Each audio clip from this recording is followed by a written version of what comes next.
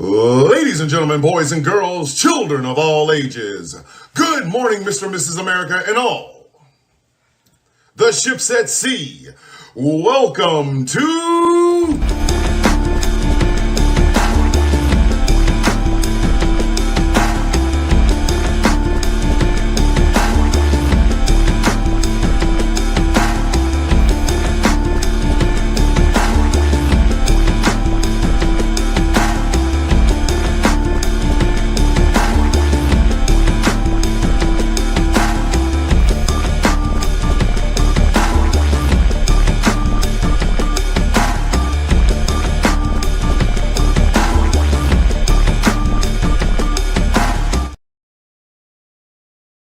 Sorry I'm late, folks. Running a little bit behind, or I was running a little bit behind, and then I came in just in time.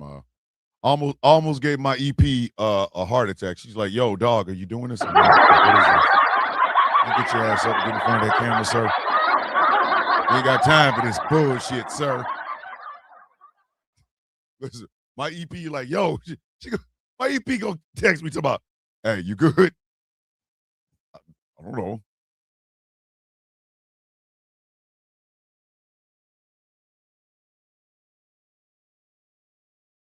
And then K's tossed up. For Thursday, and I'm busting out with Tossed Up by UGK. Oh, bitch.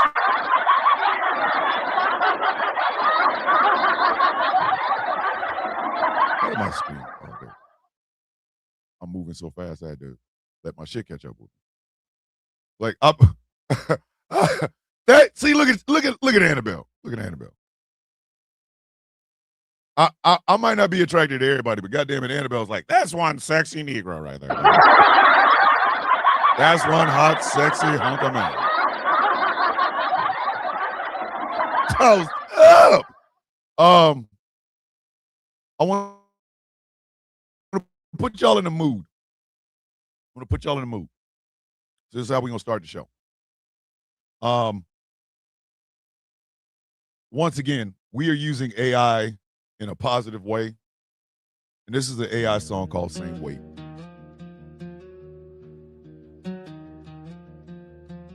Here we go. Let this put you in the mindset for what we're talking about today.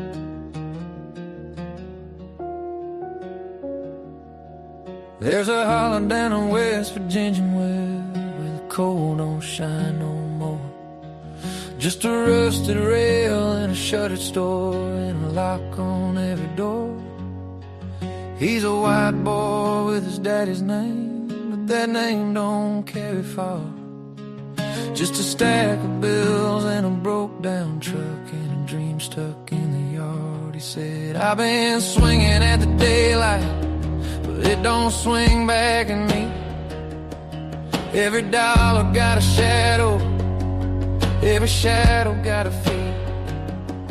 And the preacher talks of heaven like it's something you can earn, but I'm just trying to keep the lights on with a lesson I can't learn. It's the same way, different road, same ache in the bone, same night coming down when you're feeling alone. You can draw your lines in the dirt, say who's right, who's wrong, but a hungry man don't care what side he's on. Yeah, the world might split us up, say we don't belong, but the hurt don't know what color when it's hanging on.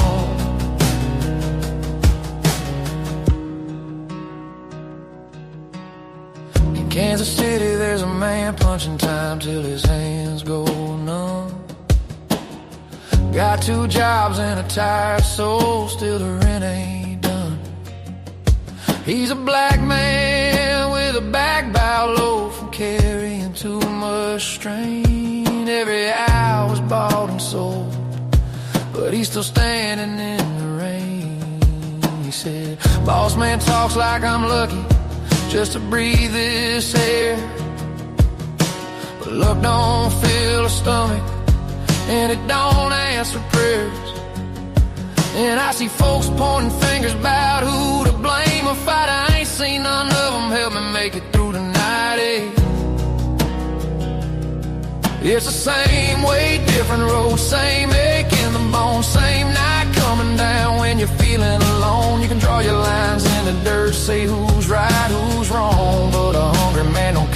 side he's on. Yeah, the world might split us up, say we don't belong, but the hurt don't know a color when it's hanging on. And they'll sell you anger cheap, put a name on your pain, say it's somebody's fault just to keep you in chains. But a chain is a chain with a gold rush to blame, and a break feels the same when you're calling out a name. One's looking at the mountains, one's looking at the street, but they're staring at the same truth about the cost of trying to eat. Different kinds of silence, same kind of despair. Both know what it's like when nobody seems to care. If they ever crossed a path on some worn-out road, they trade a look that says what ain't never been told. Ain't no need for words when the truth cuts through. I see my life a little clearer when I'm looking at you. It's the same weight, different road, same ache in the bones, same night coming down when you're feeling alone. You can draw your lines in the dirt, say who's right, who's wrong, but a broken heart don't care what side he's on. Yeah, the world might split us up, try to prove us wrong, but the hurt don't know a color when it's hanging on. So keep your nose on the grindstone if it's all you can do, and hold on to the truth when the lie comes for you. Cause the line they keep drawing ain't as strong as it seems when two tired souls are just chasing the same dream.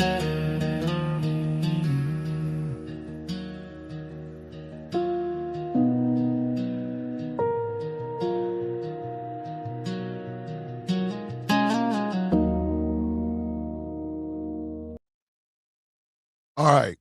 That was Same Weight, Different Road. I made that. That happened. And I wanted it to ease us into a conversation that we started last week. Now, the beautiful high school graduate, Sinai, came in and said, hey, y'all, just came in to inform y'all that today marks 17 years since the untimely death of Michael Jackson.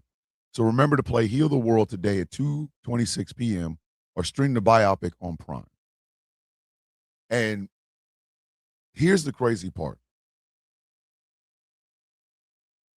I was a huge Prince fan. I've made no secret of this.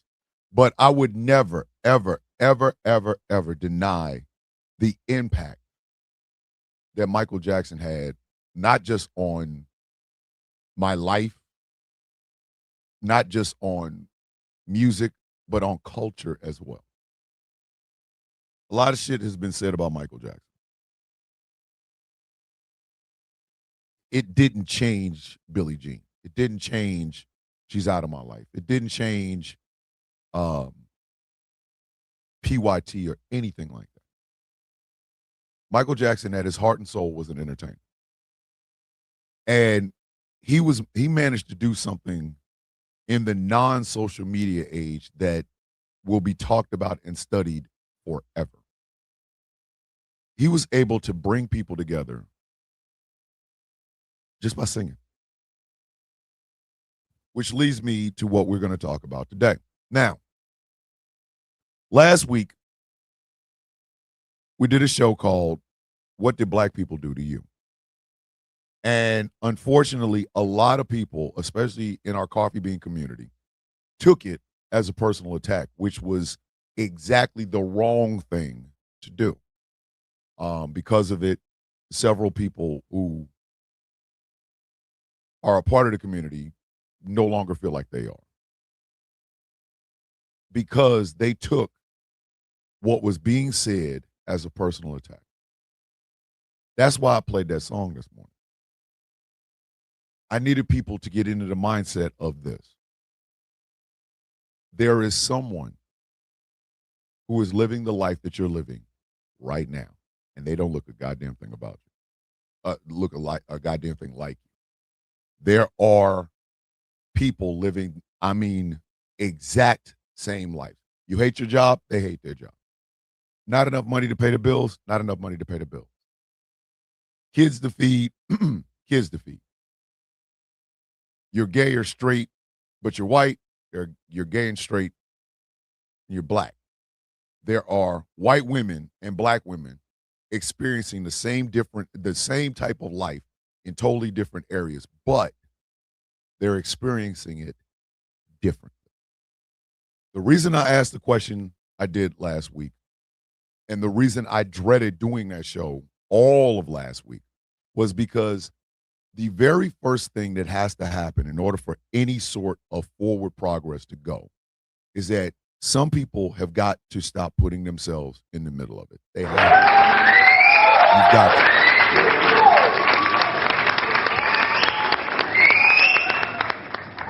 Listen, I am a 54-year-old, 6 foot tall, 250-pound black man. I have no hair on my head, and I wear earrings in my ears, and I paint my fingernails. There are white men that have all of those demographics, all of them. Everything I just explained to you. But the difference is, when they step out the door and when I step out the door, they're two different doors in two different lives in two different ways. You cannot always find an angle that connects directly to you in every situation. You can't. When black folks said we were boycotting Asian business stores, it wasn't because we were like, oh, wow, well, I can't tell the difference between a Vietnamese, a Chinese, and this, that, and the third. No. It was an actual, true trauma response. It was a trauma response. We were, if y'all think Rick Chow was the first time we ever experienced a shop owner killing a black kid, y'all don't pay very close attention to history. Morning, Mary. Your beautiful self. You can take the case of Latasha Harlan, a young girl who was going to buy a bottle of orange juice and got into a verbal and physical altercation with the shop owner, who was a Korean woman. When Latasha turned around to walk away, this Korean store owner shot her in the back of the head and killed her. So Cyrus Cormac Belton's murder isn't even the first time we've had that happen. And it wasn't just, oh, well, Rick Chow did this, we're boycotting all this, that, and the third. No. These are years and years and years and years and years of accumulated disrespect. Now, for me to tell that story, if you're a white person and you feel anything about that, then you're wrong. It's just as simple as that. You're not even a part of the conversation. This is a conversation between Asian business owners and black people who they cater to. You can't center yourself in everything. I do not know what it feels like to carry a child. I don't. I have no frame of reference. I have no anecdotal evidence. I have no real world examples on what it feels like to carry a child. I don't. So when I hear women having a conversation, whether they're pro-life or pro-choice or whatever, I know that's not my lane. It's not. It is absolutely 100% not my lane. I don't even try to center myself in the conversation because it's not my lane. It's not. But for far too long, especially with the advent of social media, everybody has an opinion, which once again, there's no problem with that. No problem with having an opinion. But if you have no frame of reference, you shouldn't be talking at all. It's that simple. It's that simple.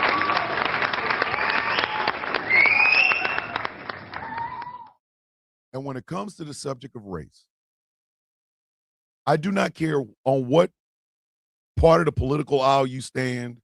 I do not care how many black friends you can count. I don't care about any of that. When it comes to the issues of race in America and the long, bloody history of it, race experts of the Caucasian persuasion, you're centering yourself.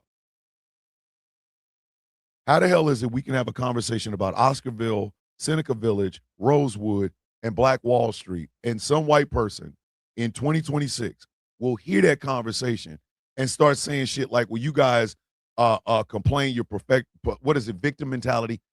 No, bitch, it's called history, okay, it makes you uncomfortable. And and I need some of my Caucasian listeners to understand this. History don't change. It doesn't. It does not. So putting yourself in the middle, in the center of us having this conversation about history, it doesn't work. It really, and I mean this, it does not work. It is what pisses black folks and brown folks and native folks and Asian folks off when the centering happens. Now, how is it that I can tell y'all that I have absolutely no opinion whatsoever about abortion? And then when I hear a conversation between two women about abortion, I mind my goddamn business. And some of y'all cannot understand the concept of centering. I just explained it to you. I literally just explained it to you. In a nutshell, I just explained it to you. There is not a white person that listens to this show that will ever understand what it's like to be a black man or a black woman. It's as simple as that. I use Mary Greenberg as an example a lot because, number one, Mary Greenberg is a Gen Xer like myself. And number two, Mary Greenberg is one of the nicest, sweetest human beings you'll ever meet. Mary Greenberg's journey is intersecting with a lot of things. A lot of things. She is an adoptee. She is also intersex, which means she's part of the LGBTQIA+, and she's also part of the adoption community. So when there's arguments about the adoption community, Mary's there. When there's arguments about gay and lesbian and trans and intersex people, Mary is there, right? But you would never ask Mary, ever ask Mary to comment on a black issue. And I'm a speak for her. Mary wouldn't offer any opinion at all, especially if it's a black issue involving police brutality or microaggressions or overt and covert racism. Because centering yourself is what gets everybody else in trouble. Because now we're no longer talking about the subject. We're talking about you. Right now, good old Hawk is finding that out the hard way. But then again, Hawk's always been like that. This is the Hawk I know. I am standing back with my Superman cape on, letting it blow in the Arctic breeze, because this is exactly who the hell he is. This is the person that he is, because he does not understand the concept of this is something black folks have a problem about. Why are you over here in this? You cannot have a conductive conversation with anyone if the first thing you want to do is plop yourself in the middle of it. And it's easy not to. It genuinely is. It's easy not to. All you got to do is look at the situation and go, this is the life experience I've never lived. Let me sit my ass down with a notepad and a pen and shit and write down and listen to these stories. Because everything does not have to be about you. The conversations around race in America always end up being derailed by people who want to put themselves in the middle of it. No one is asking for a defense. Nobody. No one is asking for an apology. And your guilt, and I mean this, I really want you to hear me. Your guilt is the least useful thing involved in it. Period. Nobody ever wants your guilt. Nobody ever wants your goddamn guilt. We don't. Guilt can't put a gallon of gas in a car. Guilt can't put food on a table. Guilt can't stop over-policing and over-policing and militarized policing in black and brown neighborhoods. The shit ain't never done anything for that. And it never will. It's as simple as that. It never will. So I don't want to hear it. And in fact, most people don't want to hear it. But you can't have a conversation because you continue to do it. You have to see the thing realistically. I have no womb. So therefore I have no talk. I have no opinion. Or at least put it this way. I can have an opinion, but I'm keeping it to myself. I am keeping it to myself because it is not needed. I'm not in the birthing room. I'm not the mother or a woman who gets pregnant that has to make a decision about whether or not to have an abortion. I'm never going to have to make that decision. The second aspect of having conversations around race in America is this: atrocities and amnesia. A lot of people that got in their feelings last week about being called out,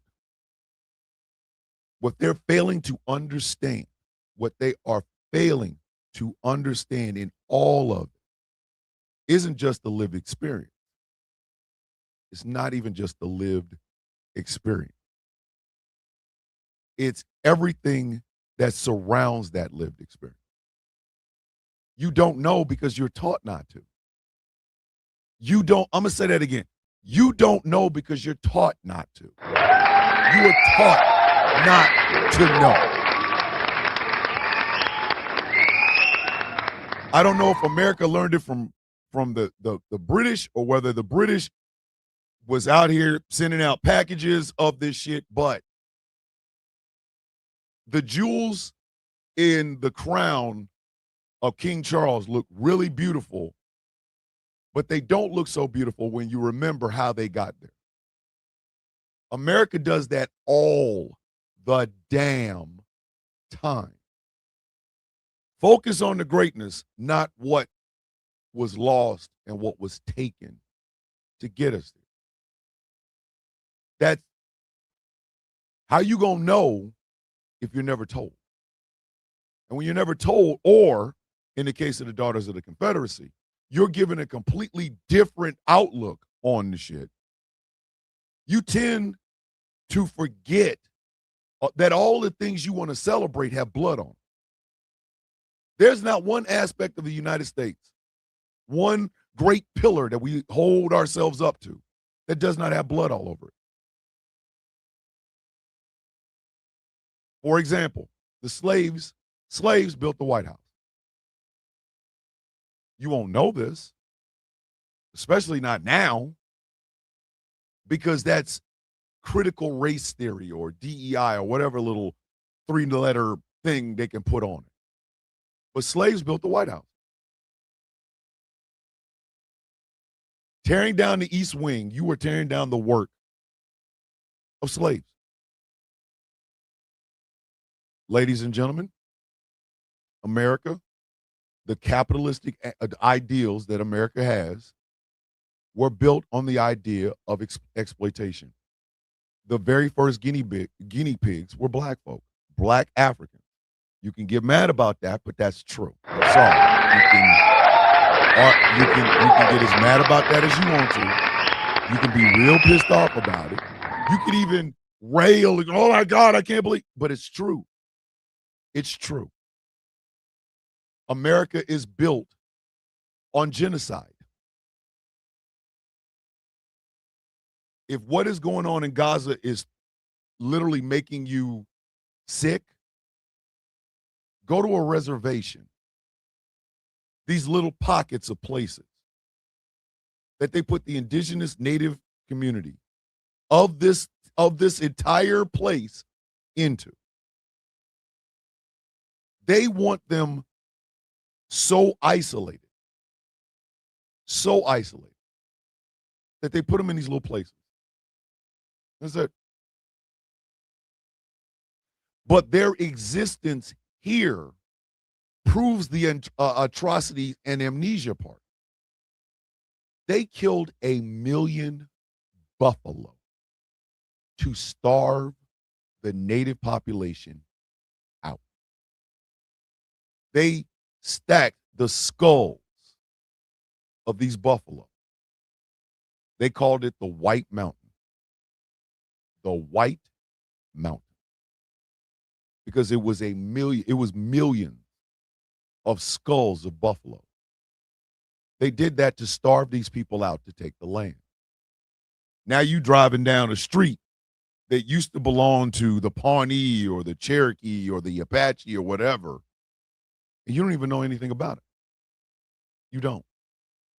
You have no idea. Because that's the amnesia part. That is programmed. That is programmed. The other thing that is programmed during this atrocities and amnesia is an idea that people don't work hard enough. Can you imagine having to hear your grandfather be called a nigger, your great-grandfather called a nigger, your father called a nigger, you get called a nigger, knowing that your kids and grandkids will be called niggers, and being told it's your morals that the reason your communities are effed up. Can you imagine? Can you imagine that? Can you imagine that?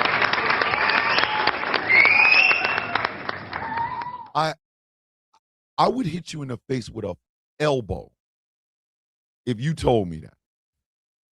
I would throw myself off of a wall right into your face with an elbow if you told me some shit like that.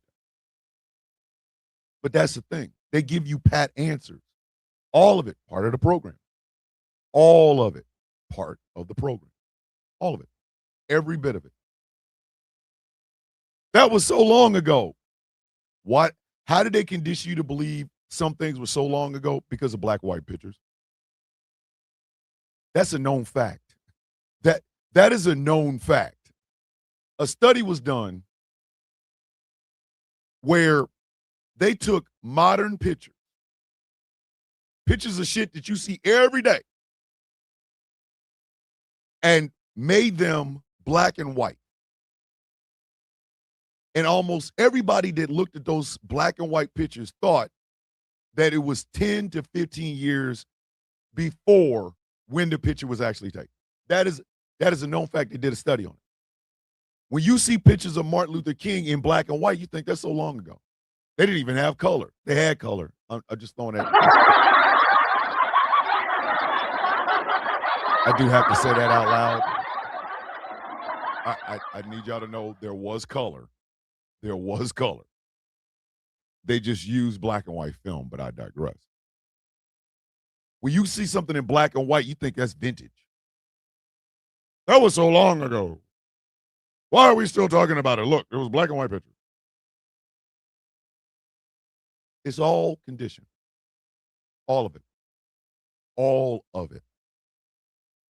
Racism is a cottage industry. I really want y'all to understand this. Racism is a cottage industry.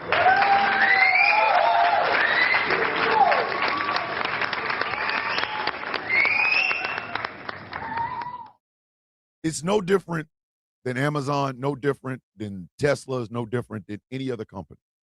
Racism is a cottage industry. It keeps division. It always has.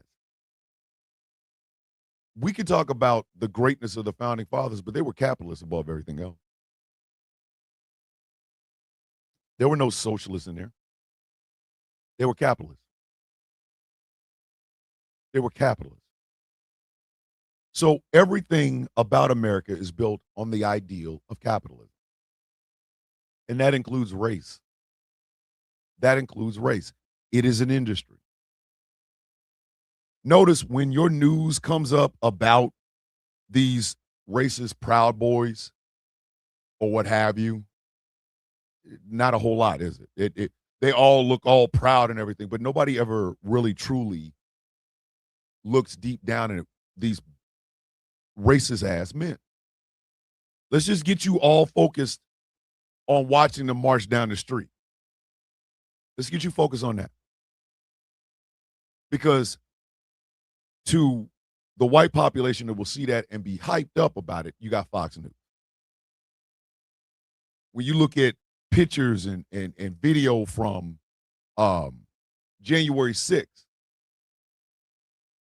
we've never really seen the complete. Well, they have documentaries. If you go on YouTube, they have documentaries on January 6th, so you can see the whole thing.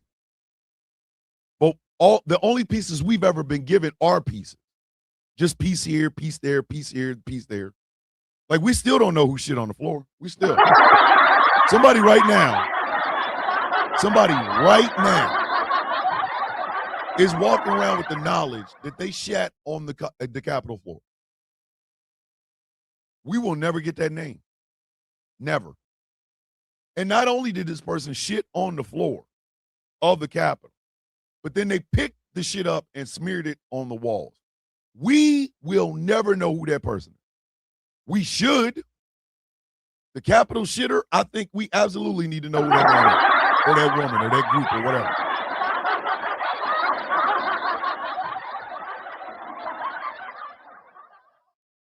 But that whole incident was never framed as what it truly was. We still got people calling it a walk in the park, enthusiastic crowd, whatever. It was an insurrection. And it was brought about by the same group of people who chastise, criticize, and harass black folks online.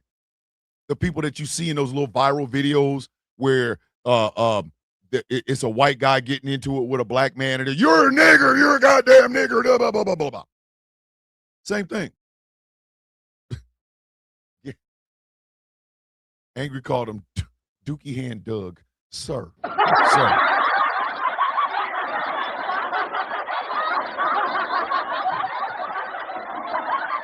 Sir. Dookie Hand Doug, we're not going to.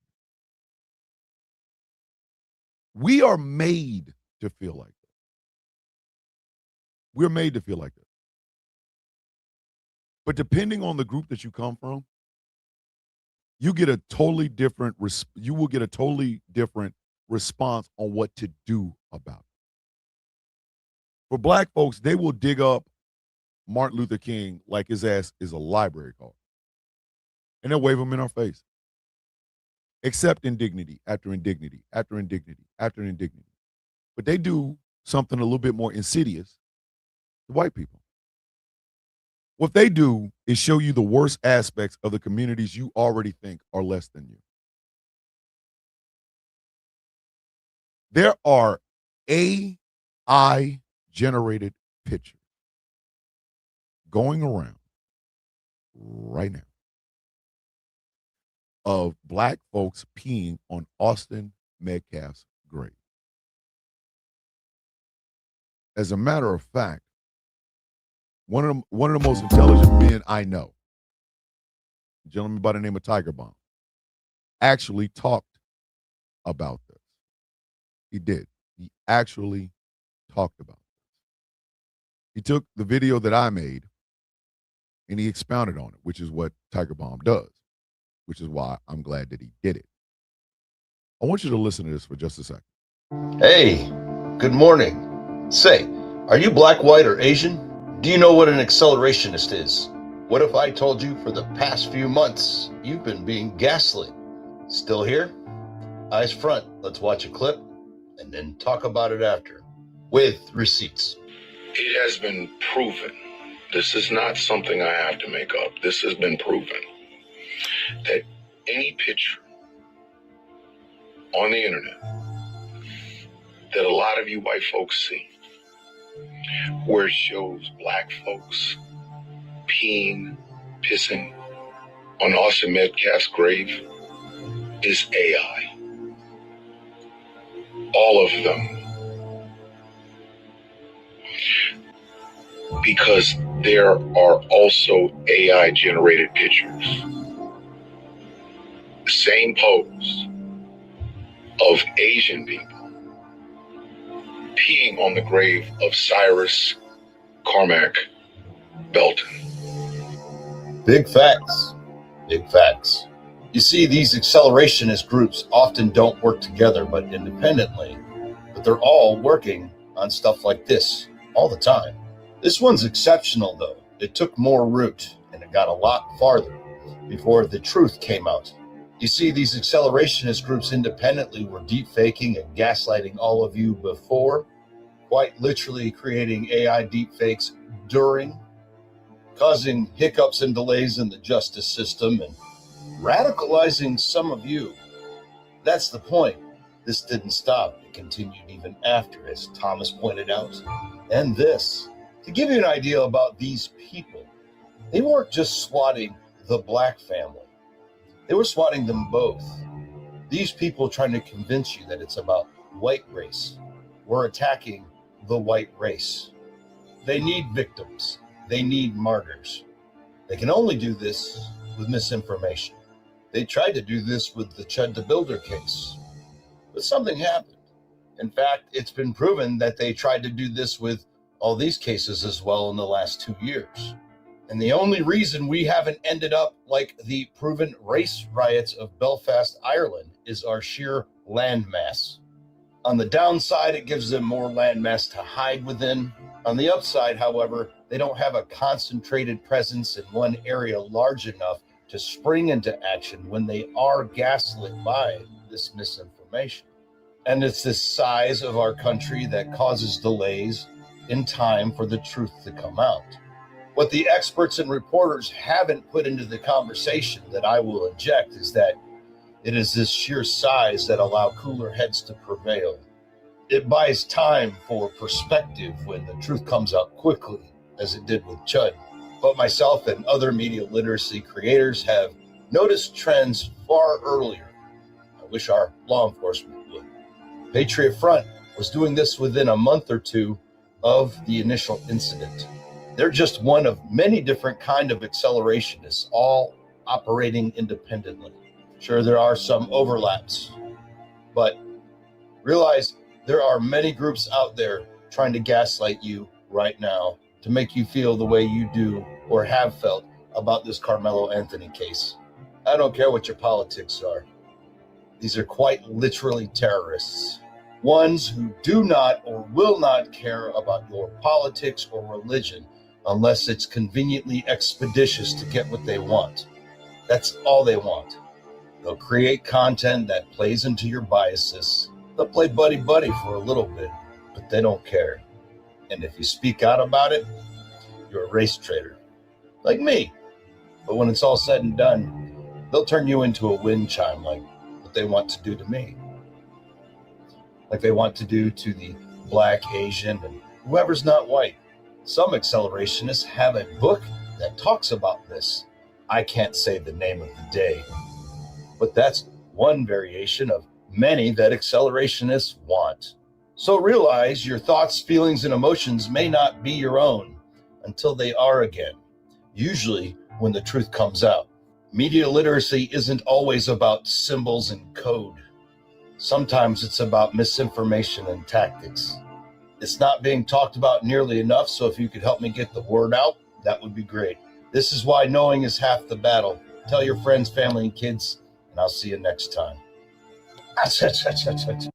That is Tiger Bomb. I implore anybody that is on TikTok to follow that man. I have known him for over 6 years, and he is an expert. When I say he is an expert on white supremacists, dog whistles, and tactics, I mean every single solitary syllable of it, because he is. White people, I need you to hear me. They want poor white folks to be afraid of everybody except them.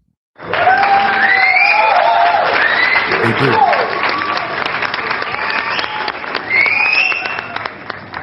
We joke, myself, Taz, Gambit, Angry, we joke about making AI-generated music. We do.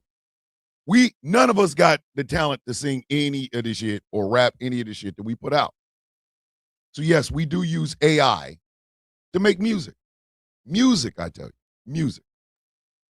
But there are some insidious ass people. Good morning, Donna. There are some insidious ass people who are doing everything that, okay. Maybe not Taz. Maybe Taz is talented enough to sing. Who knew? She can sing, okay? But there are people that are using AI-generated pictures, AI-generated videos to inflame you. It inflames black folks. It inflames brown folks. Anybody with emotions can be inflamed by this shit. Do not misinterpret anything I'm saying. However, with white people, they have to keep you perpetually angry. Angry and afraid. They have to. They have to. You're the demographic that they're focusing on. They're not focusing on the rest of us. If they get us mad back, that's one thing. But they want you mad. They need you mad. They need you to be mad. We're going to do, hey, don't worry about it if you know. Don't worry about it. Just go ahead and get it taken care of. We got you. They need you mad. Because throughout your life, throughout your father's life, your grandfather's life, your great-grandfather's life, your great-great-great-great-grandfather's life, if you've been a working class person your whole life, and you come from working class roots, inevitably you're going to say, this is not working. I want better.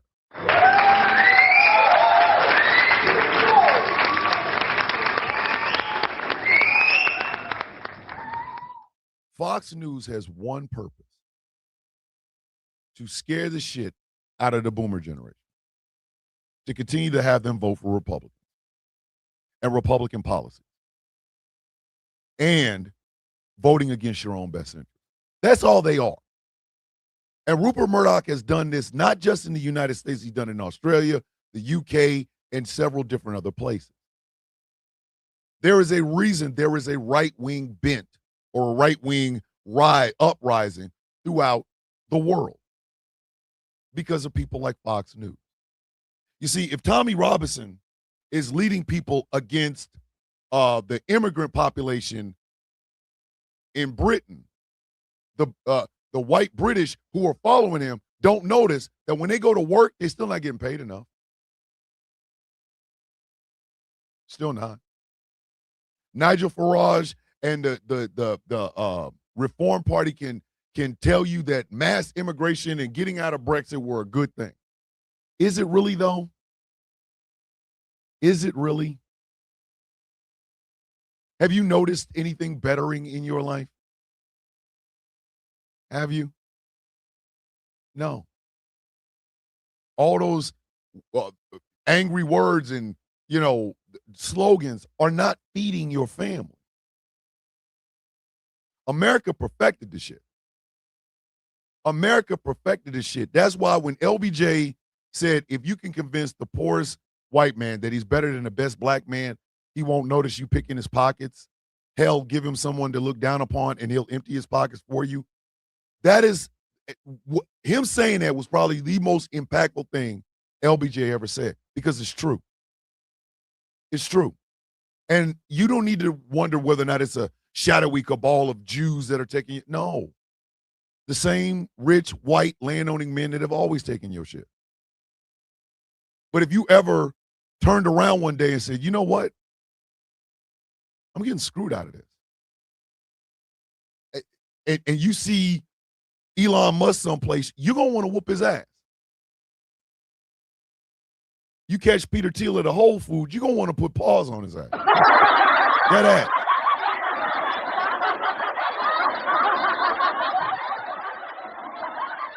You're going to want to whoop his ass. The F you mean you cut Doge, which cut money for farm subsidies, which is why the screw worm is out here. Bitch, I will blow up your goddamn Cybertruck with you in it.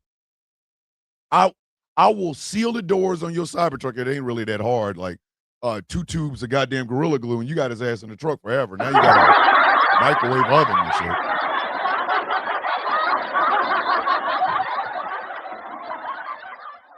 These rich white landowning men have always played y'all. Always. I was listening to somebody yesterday. Forgot who it was. And they were talking about how white leftists have turned real racist and real anti-Semitic real quick. It's not real quick. It's by design. Because again, I'm bringing in the 2 pieces I just talked about. Centering atrocities and amnesia. Put them together and put them on the left. It's still the same thing. It's the same goddamn thing. Same thing. You are being gaslit, and you've become very used to the taste of gasoline. They been got y'all. They have been got y'all. And humble homie word said, and they wonder why old plantations are going up in flames. It's the ancestors and the Annabelle tiring shit down in the South and where my stimulus doge check. They get poor working class white people faster than they get anybody else. Because throughout your entire life, you've been told that it's the fault of the brown man standing next to you or the black man at the register or a black woman is the reason you're not one of these rich bastards. And you never will be. You know how they say sometimes you got to give the carrot, sometimes you got to give the carrot and sometimes you got to get a stick? Y'all been getting carrots and sticks upside your goddamn head since the founding of the republic. Like dead ass. The whole thing is gaslit out. The whole goddamn thing is gaslit out. The whole thing. They have been telling your asses in no unsimple terms where you stand in the hierarchy of America since the founding. From the skeet, you've been told exactly where you belong. George Carlin said it best. It's a big tent. You're just not in it.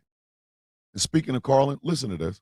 We were founded on a very basic double standard. This country was founded by slave owners who wanted to be free. Am I right? A group of slave owners who wanted to be free. So they killed a lot of white English people in order to continue owning their black African people so they could wipe out the rest of the red Indian people and move west and steal the rest of the land from the brown Mexican people, giving them a place to take off and drop their nuclear weapons on the yellow Japanese people. You know what the motto? You know what the motto of this country? I hate groups of people. I hate people who have a group of people with a common purpose. Because pretty soon they have little hats, you know, and armbands and fight songs. That's Carlin. That's why one of the reasons I respect George Carlin as much as I do. Because he's been telling y'all the same thing. The exact same thing. Y'all, white people have been gaslit so goddamn much, it's a wonder y'all can actually walk into a room with flames. And then what do? When they have gassed and gassed and gassed the shit out of you, they point you at a target. It ain't them. It's never them. It's never these rich white landowning men. It's never them. Oh, it's the black lady with the EBT card. It's that Mexican that's roofing your house. It's the Asian lady that she speaks Mandarin and Cantonese, but her English is really, really broken. It's the trans woman that's literally just trying to take a shit. They pipe you up and they point you at a target. And in that headspace, it's really hard to see commonality. It's really hard to see what binds you on a human level. Last week, I spoke to you as a black father, a black husband, a black brother, a black son. I spoke to you as a black disabled veteran, a black small business owner. I talked to you as a black show host. I did. Because I needed to get it off my chest, first off. And secondly, I was giving you my story from my life perspective.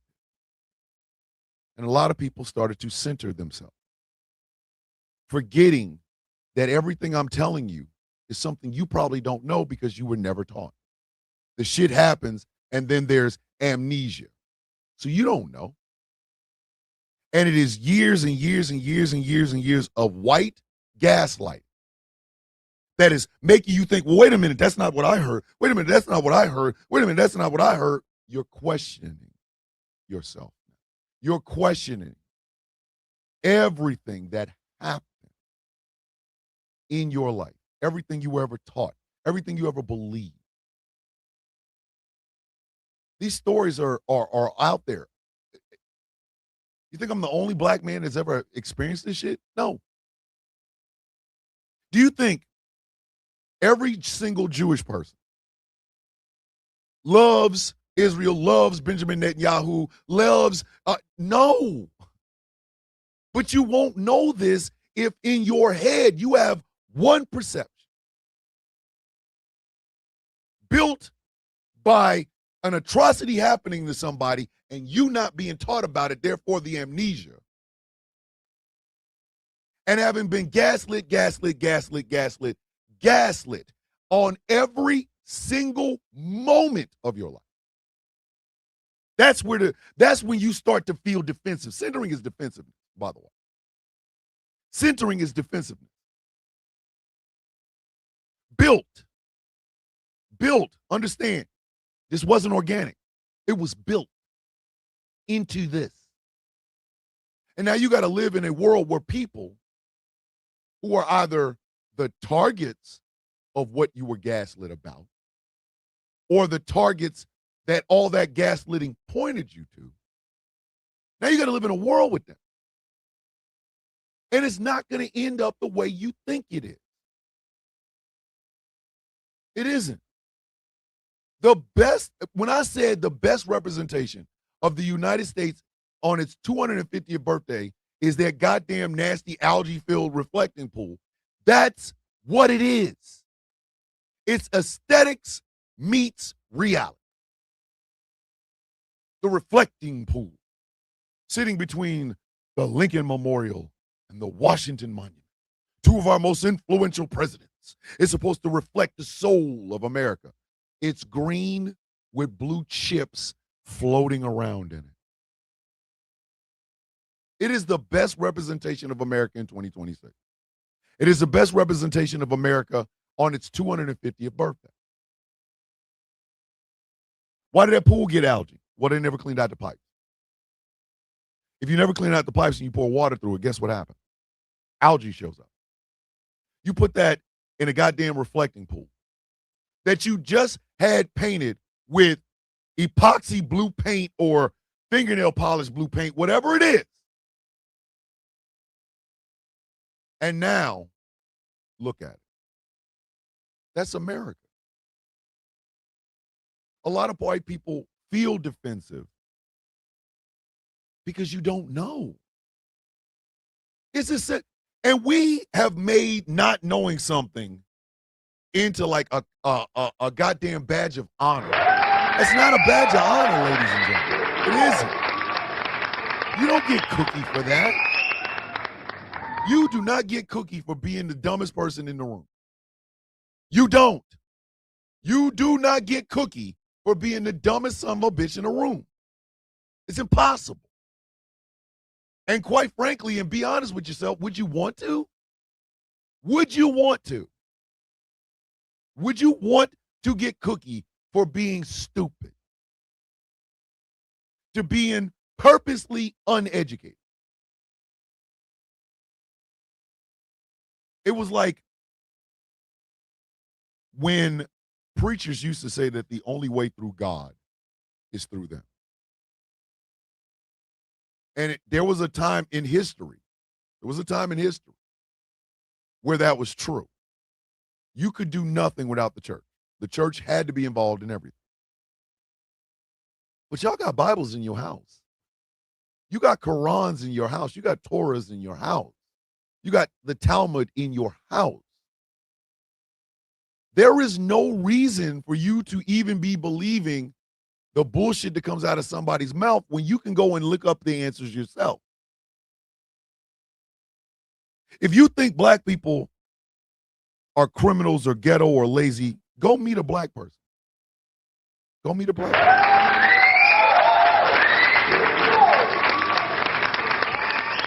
It's really quite simple. You have these thought processes about black people. Okay. Go meet one. See if it still hold up. It might not. In fact, I'm pretty sure it won't. If I have a misconception, morning tea time with tea with your beautiful self. If I have a misconception about trans people, which one is going to fix that misconception? Going on the internet and reading a bunch of shit that people say about trans people or going to talk to a trans person? Which one's going to solve that? Which one is going to solve that problem? I have a problem with trans people. Okay, let me go talk to a trans woman. You see what her life look like. Let me go see what her life look like. And if I'm talking to this trans person, I'm doing two things at the same time. Number one, all of my misconceptions are being answered. And number two, I'm having a dialogue with somebody who is a human being. Not a series of stereotypes. Not some bullshit that Fox News said. I'm talking to that person. And the way I don't center myself is I came with the misconceptions. This person has the answers. Let me sit my stupid ass down and listen. I learned more about women's body autonomy by listening to women. I learned nothing by going on the internet and listening to a bunch of guys. I don't. Listening to a bunch of incels about women does not solve anything that I have a question about when it comes to women.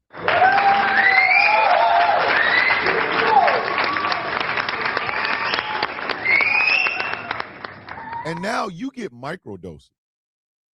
Andrew Tate is a microdose. Marlon Gaines or whatever that goddamn goofies, Fresh of the Fit or whatever the hell his name is. He's a microdose. You can get incel pieces. You ain't even got to get the whole incel book, just pieces. If you're having relations with your woman and they're not for procreation, that's gay. That's the dumbest set of words ever put together in life. That is the dumbest set of words you will ever hear together, ever. Like, you could go in and type some bullshit, have that bullshit translated into Spanish, and then have that Spanish translation translated to English, and you still won't get anything dumber than if you're having sexual relations with your woman and it's not for procreation, that's gay. That's the stupidest thing you ever heard. But it's a microdose. It's a microdose. That's what it is, a microdose. You just got a little bit dumber by one video. You didn't need to go to Fox News and have them roll out all of the shit this jackass just said. Remember when that man said not enough 16 and 17-year-olds are having babies? Remember that on Fox News? And that was the clip and the soundbite that everybody ran with. But the whole piece was white people ain't having enough kids. The birth dirt, y'all saw the birth dirt on television. For the first time probably in forever, they gave you the birth dirt. They wasn't talking about black kids or white or brown kids. They were talking about white kids. There's not enough white women having enough white babies with white men. That's what they were talking about. They gaslit the dog shit out of your ass. But if you wanted to cut all of that out and get to the birth dirt, just the birth dirt part, listen to Andrew Tate. Are you having sex with your woman? Yes. Are you making babies? Hell no, we passed that shit. You're gay. Boom. And scene. Curtain up, gotta go. Curtain up, gotta go. And see, white people, you're looking for saviors and politicians and tech billionaires. And you're wondering why the rest of us aren't. Because we are the receipt for all the lies you were told in school. We are the receipt for every lie you were ever told.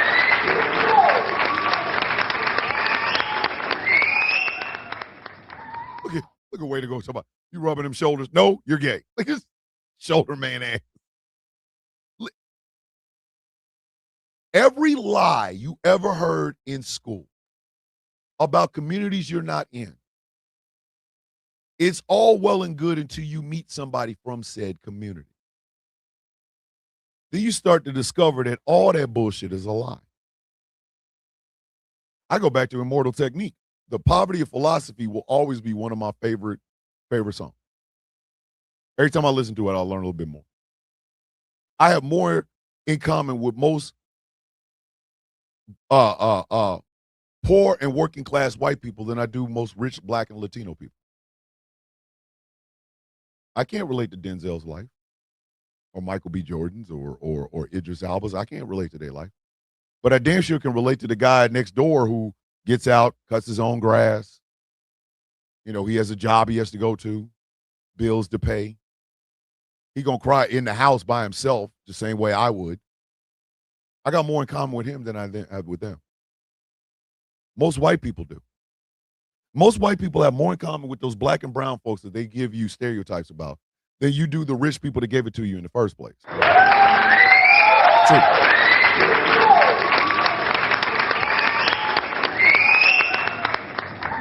Right now, you can get mad and be yelling nigger all the hell you want, but do you know what you have in common with that nigger? You got to get up in the morning and go to a job that's not going to pay you enough to pay your bills. So does he. That's why I love when I see poor people talking shit about people on food stamps. Bitch, your ass is like, you on food stamps. What you talking about?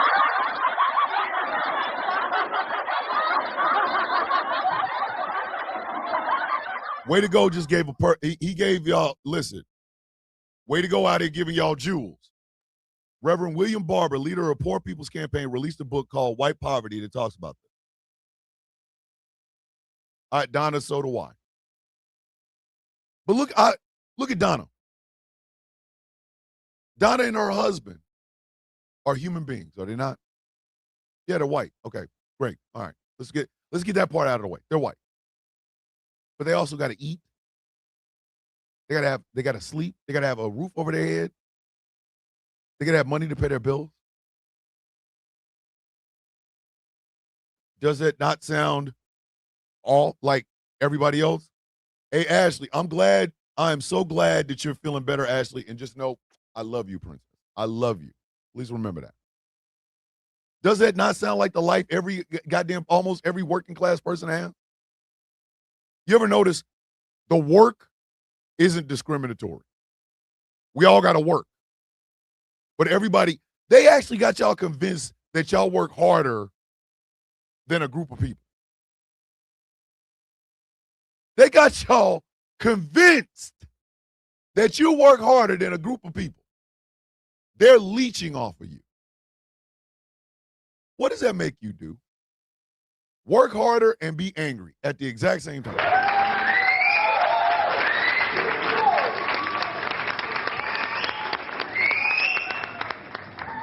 Let's talk about the healing aspect of it.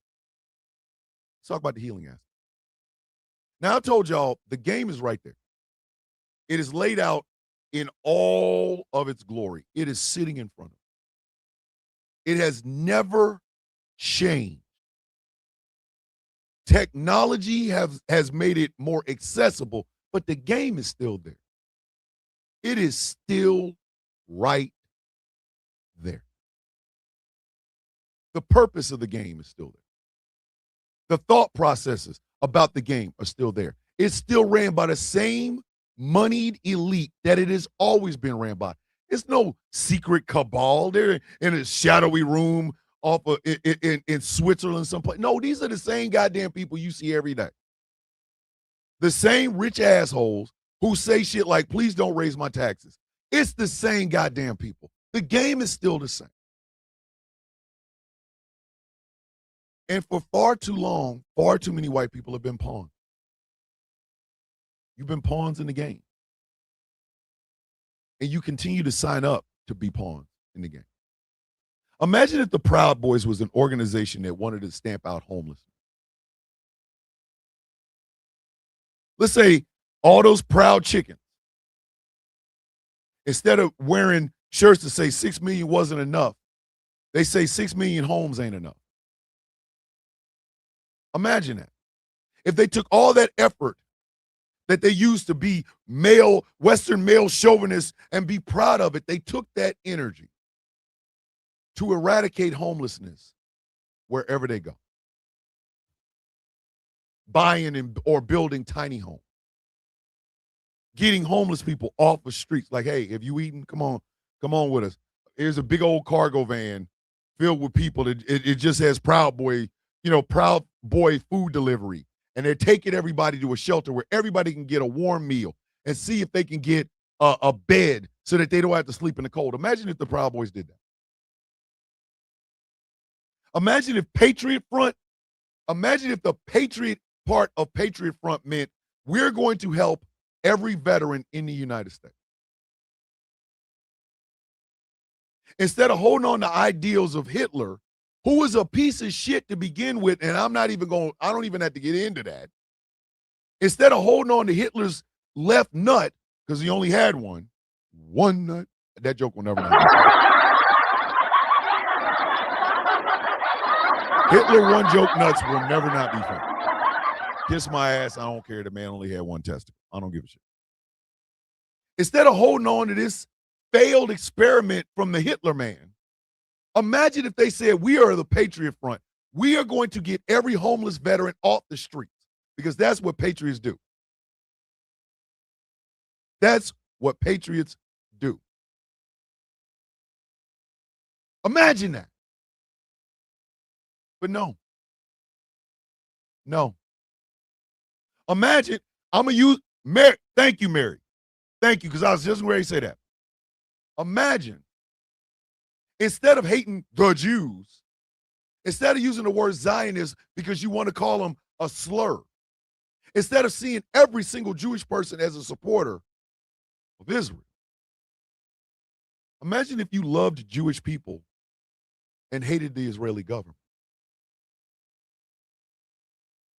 I do that now. Right now. I don't have a single problem with Jewish people. I have seen videos out of Israel. I think the brainwashing over there is complete. They don't see Arabs as humans. They see them as cockroaches and shit like that. Imagine if they didn't.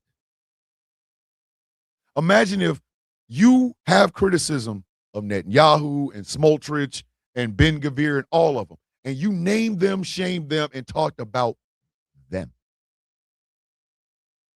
Instead, here comes the Zionist brush. And that's really an easy way for you to just be disrespectful to Jewish people.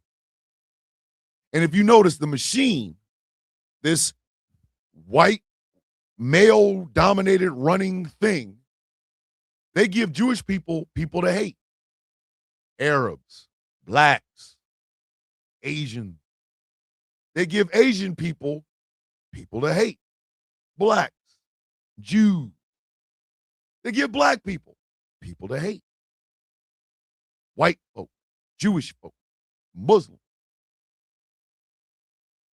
All to keep the heat off of them.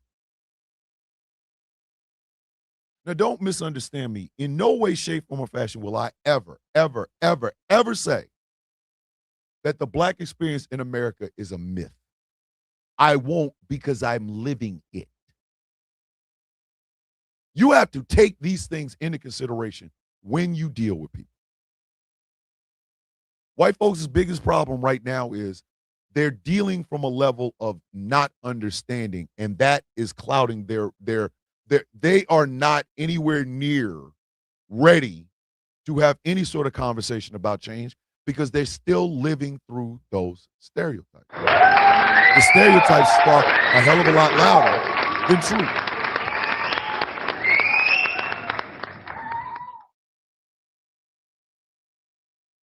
And there we go. Did we get an ejectocito cuz here in the show? Hey, IX. Tool these nuts. Ejectocito cuz! You can get your bitch ass up out of here, buddy. Tool these nuts.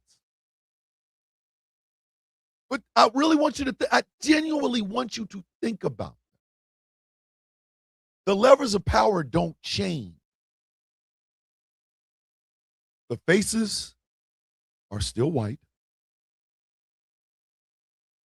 Taxes, tax subsidies, and tax cuts go to them, not to you. And all you're giving is an IOU for some bullshit that ain't worth anything. White ain't worth a goddamn thing if you hungry.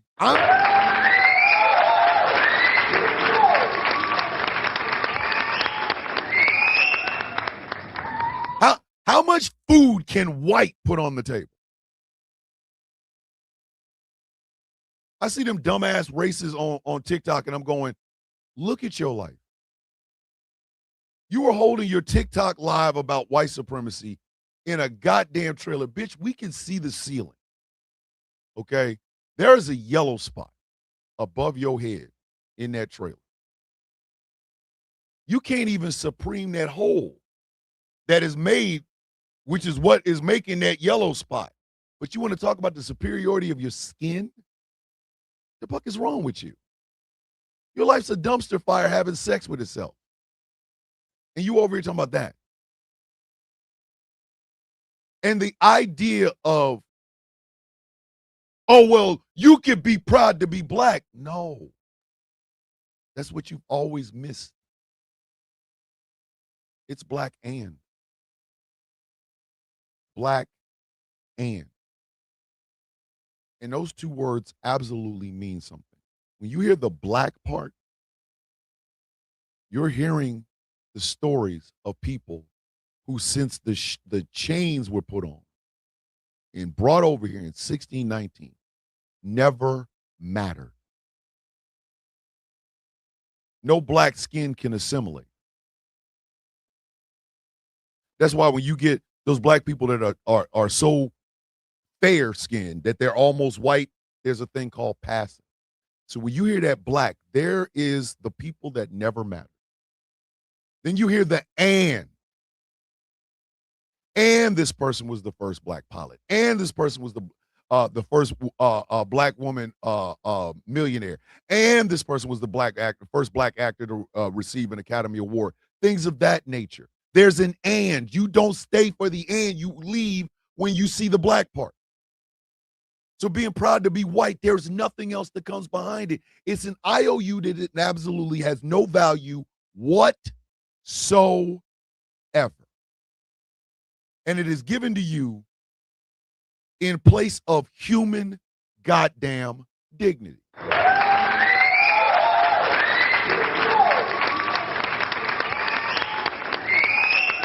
Listen, I got to highlight these three. Number one, Donna's like, I'm white. That doesn't make me special. Because guess what? Donna and her husband still got to work to get food on the table, don't they? That white ain't feed neither one of them. Then you have this right here. They typically can't even answer correctly how many holes a woman has. They can't. They cannot. And then you got with Confederate flags as curtains and dream catchers and wolf blankets. Yes! That white ain't feeding you. That white ain't feeding you, effing you, or financing you. But you still clinging on to that shit like a life raft. That shit don't make any sense.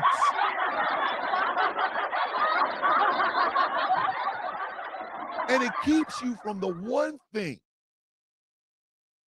that conquers these rich, powerful, white landowning men's ability to exploit you.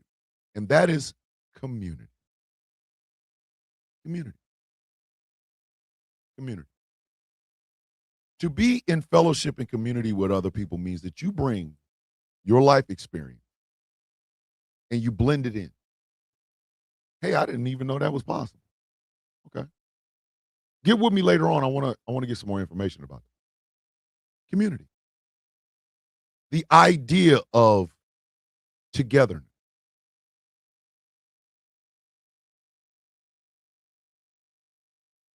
And thank you, K. Listen, K-Ron, thank you. The only thing the white truly gives us is the benefit of the doubt. And even that ain't worth a shit. I'm going to give y'all a perfect example. Kyle Rittenhouse. Kyle Rittenhouse will never be shit in life.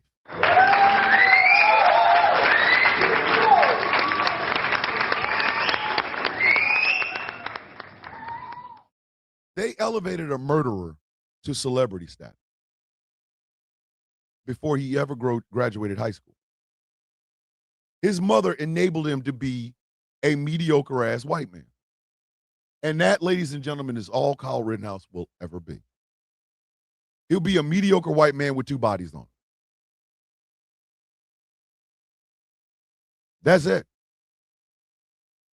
Daniel Penny, the guy that choked Jordan Neely on the train, choked him to death. Yeah, you got to go to the Army-Navy game with the president-elect and the vice president-elect. Congratulations. That's it, buddy. That you have reached your apex. It's downhill. It's downhill. In 10 years, where is Kyle Rittenhouse going to be? A professor at a college? No. In the United States military? No. He's going to be another mediocre white man. He running for office. How? The boy's damn near illiterate. What are you talking about?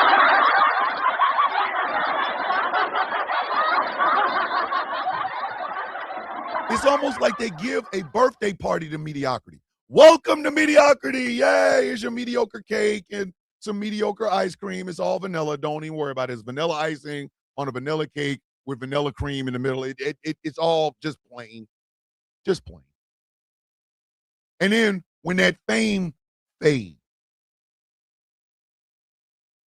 when the cameras no longer follow you, be safe, Mary. I love you to death. Kiss that husband, kiss that kid for me, please. Who the hell gonna hire him?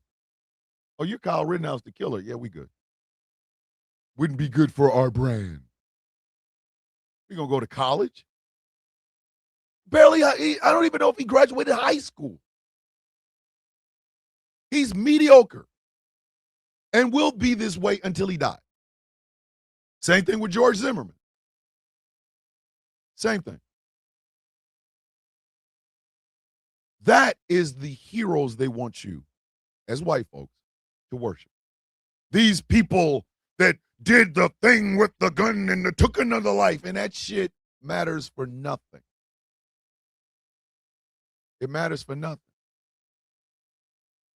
Doesn't move a number, ain't putting food on the table.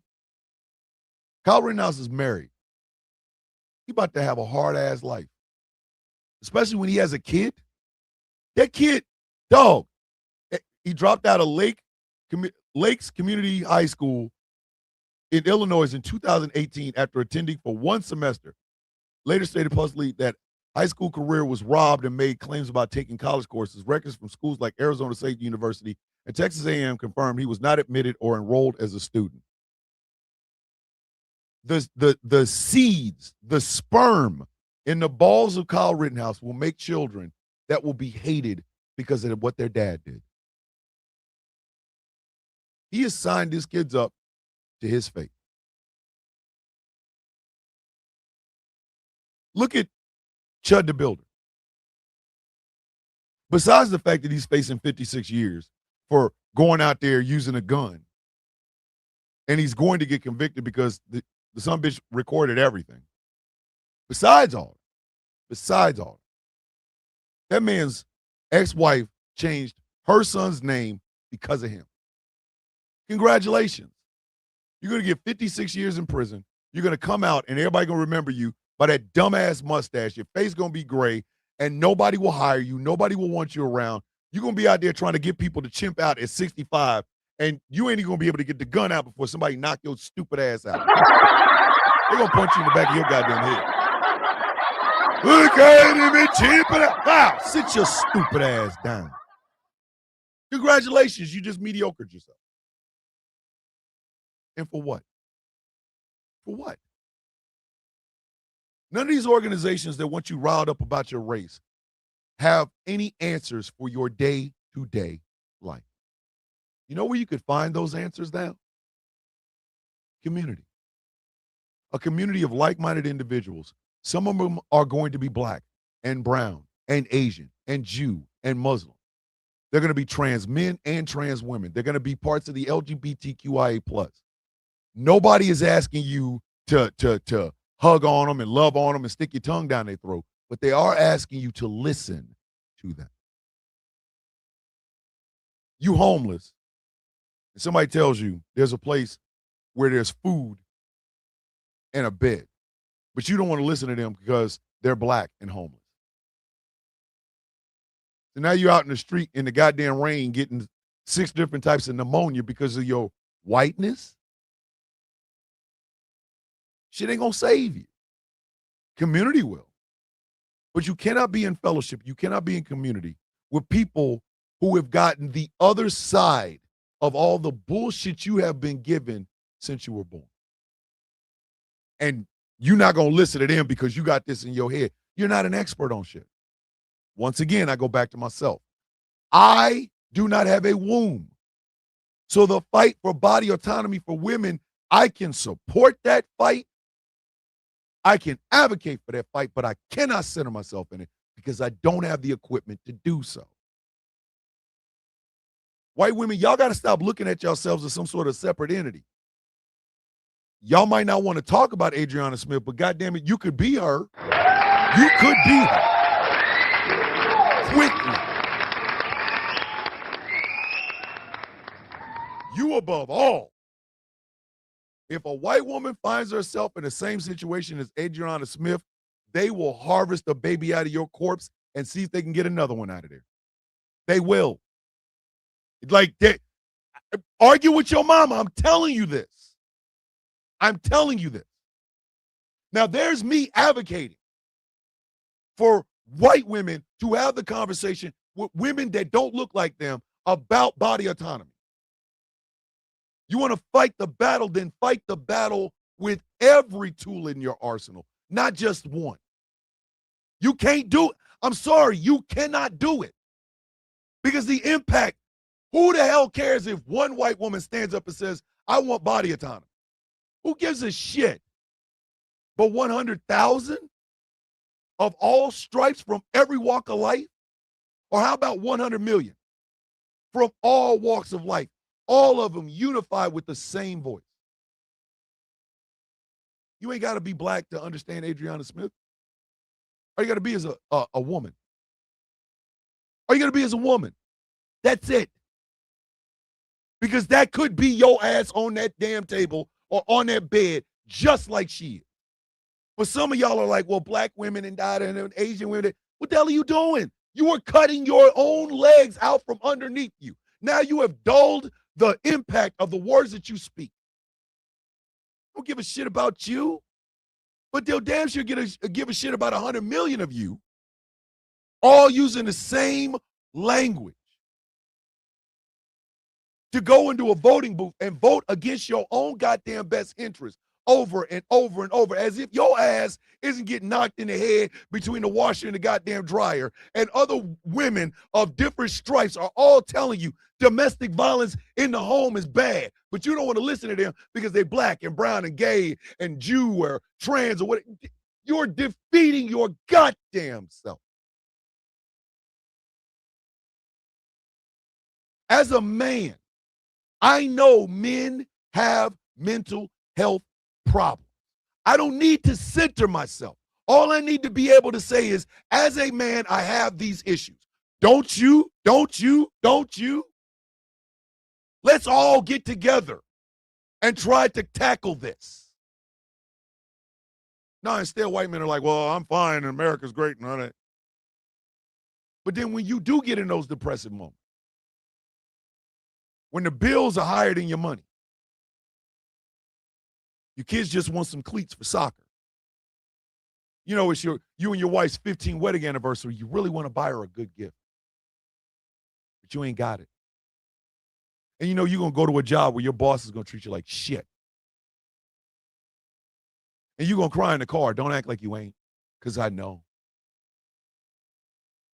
You're going to spend 5 to 10 minutes in your vehicle before you walk your ass into that door because you are heartbroken, depressed, and you feel like a failure because you can't even provide not just special things, but even the basic needs for the family that you have inside.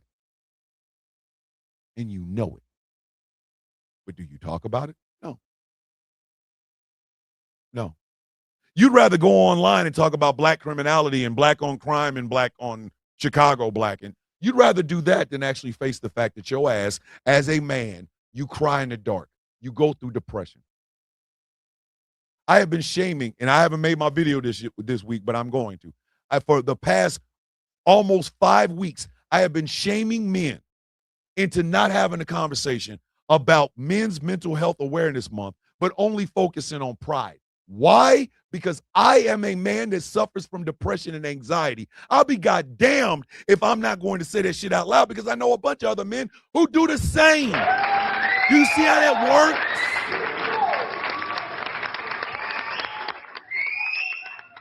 To hold on to stereotypical or to hold on to milk toast ass examples of shit is the problem.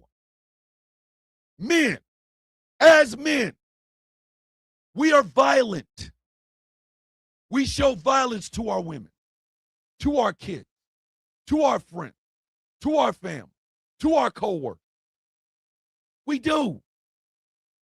Every one of us is trying to run out here and find this mythical, unbelievably mythical, masculine. What is that? What is that? You got to define it. What is it? And how does that stop the depression? How much workouts, how much weight can you press to run away from your own mind? How much? Because your problems are still there when you put them goddamn weights down. I have slowly but surely started to clean up this shit. My wife once said to me that my area is a reflection of my mind. When my shit in here is chaotic, so is everything else around. And it's true. Who would know me better than the woman that has shared my bed and shared my life for over 20 years? I think she would know better than anybody. But I can sit in my own funk, hoping like hell I can walk out of it, or I can talk about it to get other men into the conversation, to get other men to admit, yeah, you know, I feel the same. I go hunting, I go fishing, I do things outside, but God damn it, I still can't escape what's going on in my head. I'm worried about my kids and the future they have. I'm worried that I'm not good enough or a loving enough husband for my wife or my husband. There you go, I even brought the gay men in it. I worry about not having enough money at the end of the month to pay my bill. I worry about whether or not I'm even worthy of love. I want to be open. I want to have this conversation. I want other men to be brought into it. There you go. Community. Rugged individualism has killed more men than you could possibly goddamn imagine.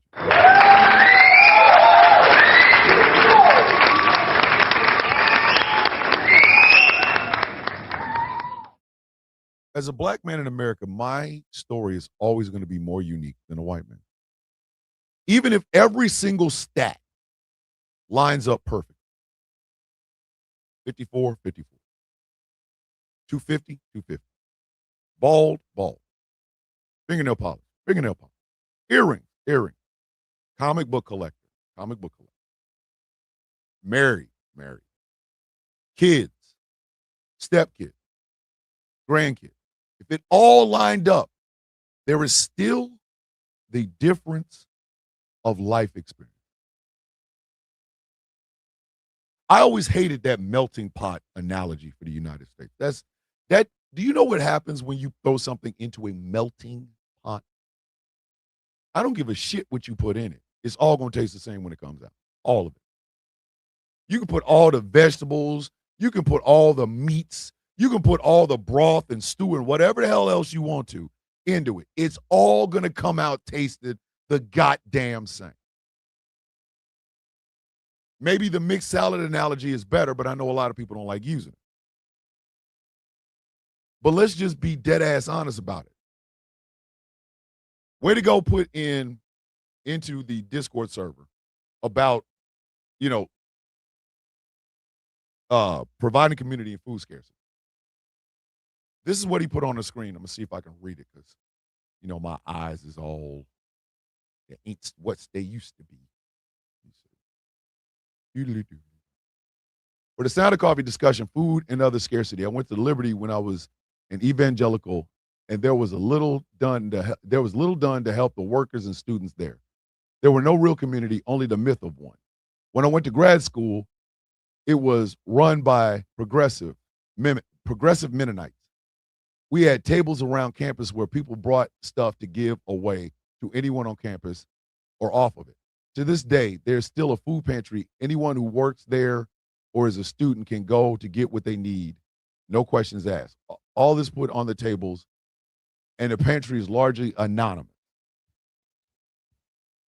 Because the Mennonites believe in it. The Mennonites believe in the idea of community.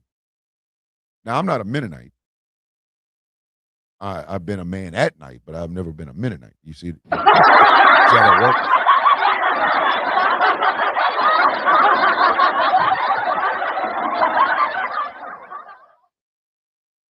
But that is how you build a community. Your stories are always going to be unique, but they're not going to be the only story. I want whiteness to die. I know somebody going to clip that and go, he said he wants to kill white people. No. Let me help you out. For those of you who are clipping this so you can put it in the background of some bullshit on Kick or whatever, let me say this one more time. I want whiteness to die because whiteness has never given you anything. It hasn't. We had that conversation last week. A lot of people were really in their feelings, as if I was talking about them personally. That's whiteness. Whiteness told you to do that. Wasn't me. It's whiteness. You were confronted with a reality that you've never lived.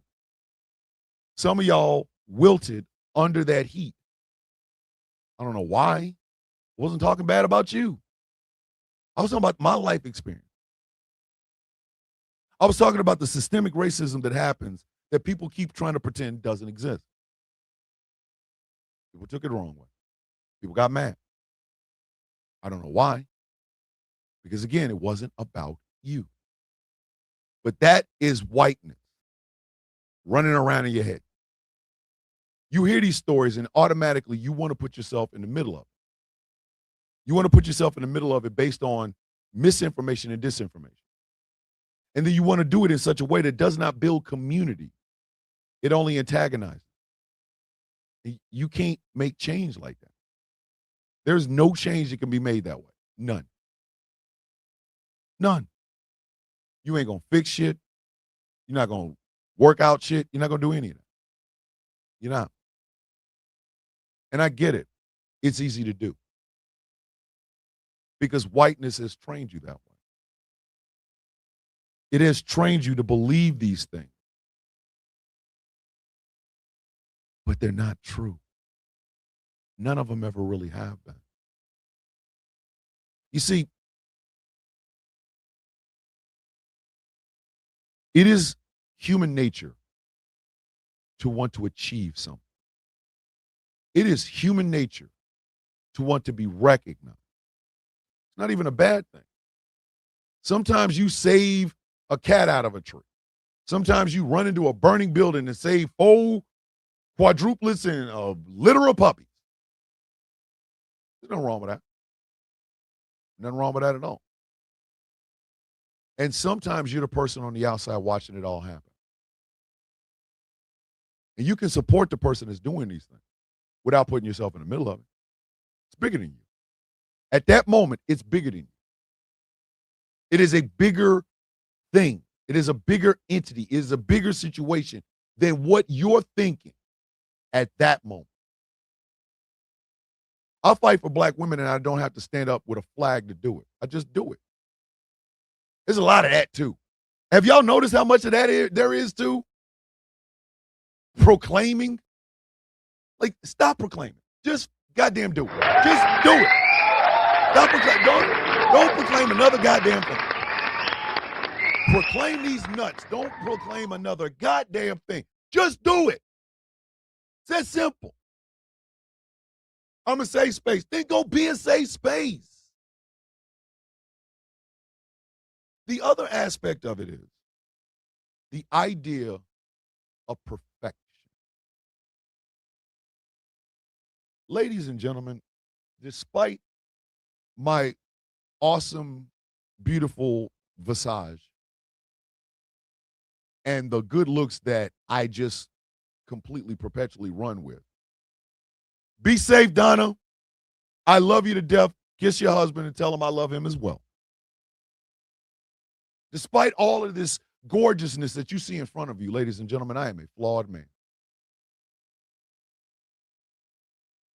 I'm not a knight in shining armor. My armor is rusty.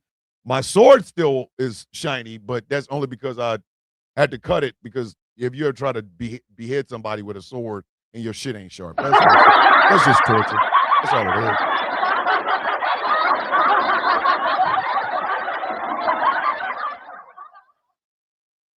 So when I talk, I'm not talking from a standpoint of I'm better. I will say that to a racist in a heartbeat, because I am. Because my life is not predicated on the amount of people I hate. So yes, if there's any racists listening, yeah, you're right. I am better than you. I am. I'm sorry. I wish your mom had told you, but I'm better than you. Better. Because I do not live my life the way you do. Looking to be, you're the bullet in the weapon being pointed at black and brown people. That's all you got.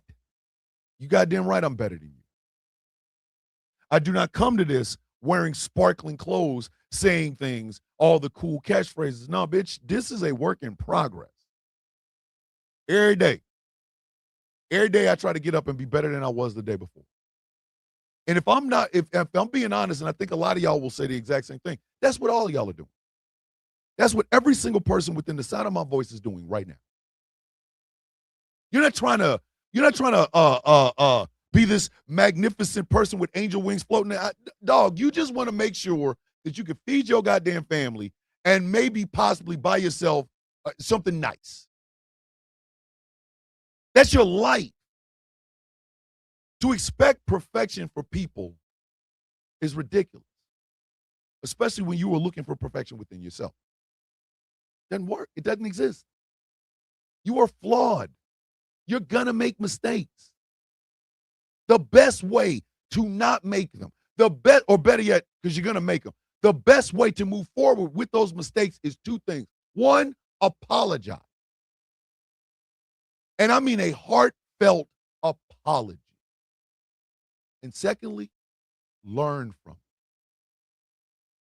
When you make a mistake so monumental that people online don't like you, a drunk apology the next day or a hangover apology the next day ain't gonna work. I'm sorry, it doesn't work.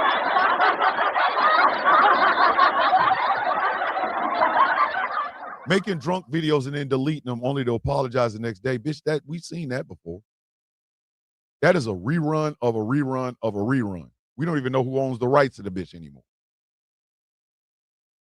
Maybe instead of making a drunk video, deleting it, then getting up the next morning going, oh my God, I'm so sorry. Maybe, I'm just spitballing, you don't do that.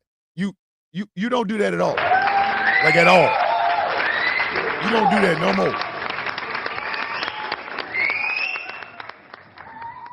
And especially if you do it over and over and over and over again, that's a pattern. Now people really don't want to deal with it. Because the drunk video was the real you. The deleting, the standing in front, oh my God, we went too far, bro. That's performing. Stop performing. The thing about this show is this. Even if we have themes for each day's show, this shit might go off the rails. I don't know how many times y'all have hijacked the sound of coffee and we just been talking about all kinds of just off the wall, weird ass shit. Where did that come from? How did we get here? Who drove us here? Then I started looking for Miss Lyles. Miss Lyles, did you drive us here? She like, no, Thomas, this is you. It's an organic thing. It is an organic thing. Community is made organically, not by force, but organic. The reason the Trump administration is doing their damnedest to erase blackness or erase the thought of blackness or things of that nature, the reason they're doing that is because they want to forget. They want to forget, and they want you to forget. They want you to continue to live off of a stereotype. That is forced. They got to take the shit down for you to try. Hey, don't pay attention to this picture of the first black general in the United States military. Don't pay no picture. Matter of fact, we're gonna take the picture down. It's almost like he didn't exist. Woo, he did. He's still there. You cannot, taking a picture down does not erase the person. It just shows how petty you are to not have the conversation. To be an accomplice, not a goddamn ally, to be an accomplice is to know that even if we ain't in the room, you don't see a black person, a brown person, a Jew person, a Muslim, a gay person. You don't see none of us. Ain't none of us in the room. But you are organically fighting those battles for those people in that room. That is real. That's organic. You are literally listening to a family member spout off in the mouth with more stereotypes, more bullshit that separates. You organically, without being told, without a camera in sight, stand up and go, that's bullshit, and you know it. That's an accomplice.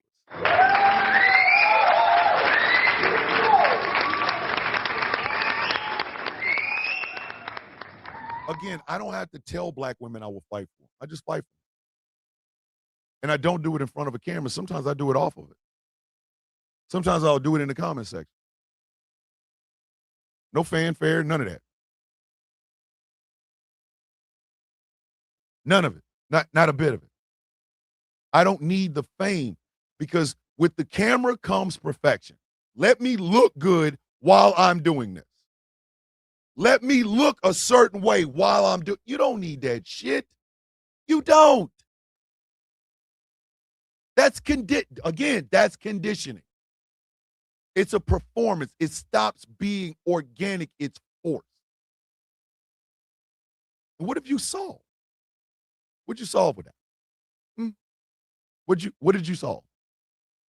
What stirring insight did you give by performing in front of the goddamn camera? Because you look great, but it's all out of context. Don't nobody know what your grandmother just said. Your grandmother could have spouted off 10 different N-words followed by a slur for Jewish people, and you turn the camera on after. Don't nobody know what the hell just happened? That's just not organic. It is organic to make community. You don't need a goddamn camera for that. You don't. I am the person sitting in front of the camera right now. When I can't host this show, somebody sits in front of this camera. A community is formed out of that. That's the only time the camera works. It's an organic thing. I love when people say share the show. Don't forget the thumbs up. I love that. But it's organic. I am not in the private chat telling Taz, make sure that they sign up. Blah, blah. I don't do none of that. Don't have to. That's why in the entire time the Sound of Coffee has been on, I've never once looked at how many people are watching and said, hey, we got to get them numbers or we got to, I loathe that.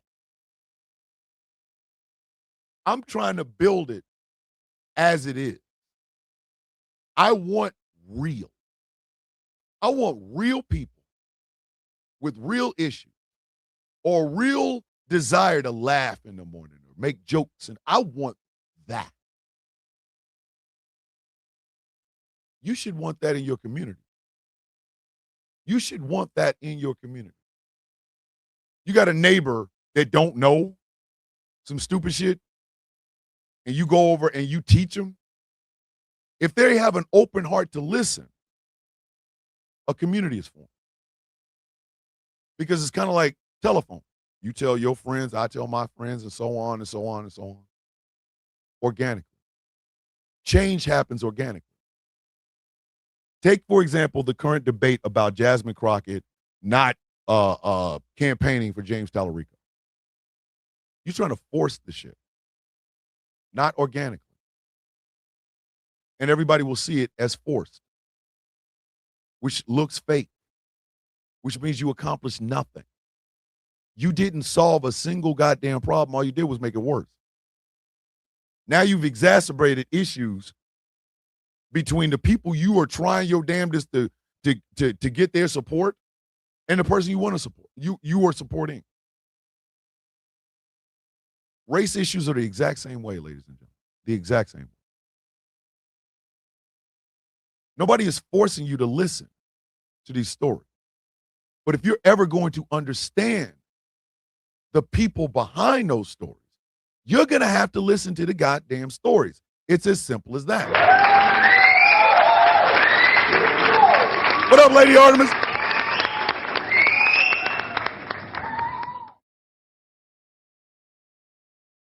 When I listen and read stories about Holocaust survivors,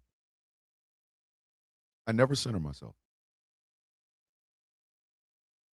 It's an atrocity that people overcame, persevered.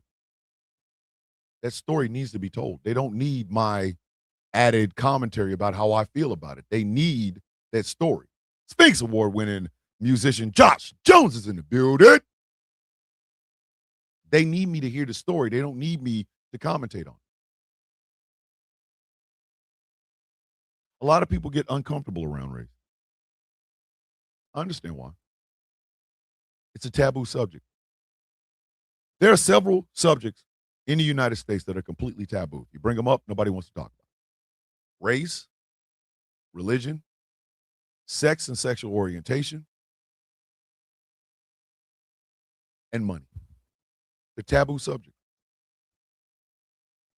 How many of you right now can raise your hand and say that you have generational wealth and your kids will want for nothing? Don't worry, I'll wait. How many of y'all can openly say that? And how many of y'all are out here lead with love? Howdy. Light-skinned Gaijin's in the building. Good morning. How many of y'all can honestly say that? None. None of you can. The struggle's still the same regardless of the hue of the skin. All of us are afraid for the future. Every one of us. We're celebrating the trillionaire status of a trust fund baby. And some of y'all right now know you cannot start your car because you ain't even got enough gas to do that. You know it. You know it.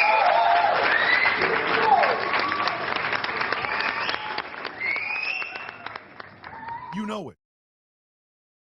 But sure, I'm a white man in Alabama. I ain't got nothing in common with them Nagras. But you can't start your truck because you ain't got enough gas in it. How well is that white supremacy filling that damn gas tank? How well is it? Is that white pride, is it filling that tank? No, it's not. If you get in community with people and bring your story, not your racism, not that shit.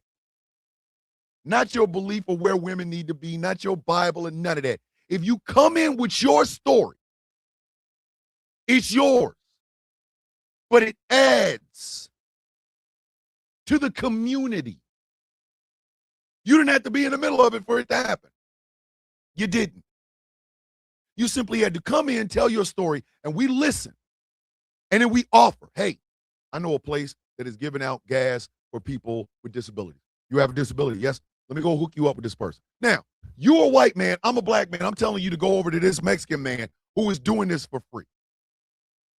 Community. Your whiteness wasn't the contributing factor. The contributing factor was your need. When women argue about body autonomy, they're arguing amongst other women. Now, if these women who are arguing that a biblical man should be able to vote and abortion and blah, blah, blah, if your ass is arguing that shit, you're arguing a bunch of talking points. What is your personal story? Bring it to the table. It's going to be debated. You're going to hear from women who have had abortion. You're going to hear from women who've had miscarriages. You're going to hear from women who their child died in childbirth. You're going to hear from black women who are 4 times more likely to die in childbirth than white women. You're going to hear these stories, but you got to take that bullshit, leave it outside to listen and hear and understand. You can't bring that shit in there because it don't work. And centering yourself in that conversation as a woman, it's not going to work. Because while you're talking about the sanctity of life, there are women in there that are going to tell you, you could be the next Adriana Smith, lady. With your sanctity of life bullshit, you could be the next Adriana Smith. Does that not scare you? Then how do you argue? How do you argue? How do you argue when the facts on the table have not changed? Your God-fearing biblical teaching will not stop you from having a fetus harvested from your goddamn corpse if you're unable to take care of yourself. It's not going to stop it. So you got to leave that bullshit outside. When I talk about men's mental health, I do not want to hear about your white Aryan pride. I want to hear about the time you got so damn depressed that you put a pistol in your mouth. I want that story. I don't goddamn about your Aryan race superiority shit. I don't care about none of that. Because A is built on a falsity and B, your life is worse than mine, so how are you superior? No, tell me about the time you almost swallowed a bullet. Tell me about that. Bring that to the table amongst other men from different stripes, different religions, different institutions, different things, and they can tell you the same goddamn story. Say it loud, I'm black and I'm proud, does not stop depression. And to be black in America is to be aware of it. But our white counterparts, y'all can, cover it up under patriotism? How many guns do you need to fight depression? How many? How many gym memberships do you need to fight anxiety? Can you win that? Can you declare war on that? Or can you understand that your ass is a human, you are a man, and you have emotion, and doing singular shit ain't helping. You need groups. And you need in those groups different stories to show you how truly normalized it is to connect with people who are all going through the same thing. No special, no superior. We are all depressed ass men. But my depression as a black man is different than your depression as a white man. My depression as a black man is different than your depression as a Jewish man. But it's depression, ain't it? Ain't it? You arguing over the schematics. You arguing over examples. Bitch, it's all the same. Every man I know has felt inadequate. Every man I know at one point has felt inadequate, unworthy of love, unworthy of affection, unworthy of words of affirmations being spoke to them. And guess what? I'm talking about across the goddamn board. Across the board. Every man I know. Every man I don't know. Same thing, fam. Same thing. Same thing. Why is it our stories have to be separated? You know, if more men from across the spectrum spoke about it, we could actually get some legislation taken care about it. My good friend, my brother, and co-owner of Ghost Claw Production Radio, the head of our news division, Mr. Jeff Kennedy, is in the building. Good morning, Jeff.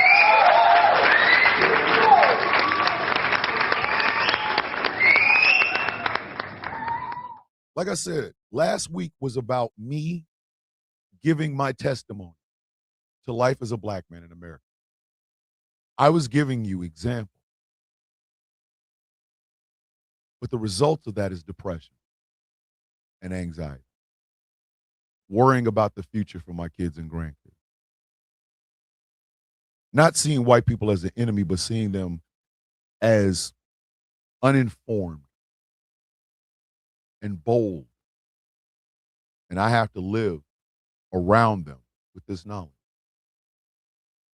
Y'all took it as I was talking about you. No. I was talking to you. To open your eyes just a tad bit more. To see the commonality in everything that I was saying. Just from a different perspective. Just from a different perspective. In order for America to heal, it must first understand the problem that it has. I've always said apathy will kill this nation. It will. Apathy will kill this nation. It will kill it. We are apathetic about everything except goofy shit. Did y'all see the lines at the Kai Cenat Streamers University shit in New York City? All these people are doing their damnedest to try to become streamers. But they're all practicing to give you a stream filled with fiction. The way they want you to see themselves. You multiply that by 330 million Americans, different media organizations, different social media applications, and there is no wonder as to why apathy will eventually kill us. America doesn't tackle problems. America hides from it.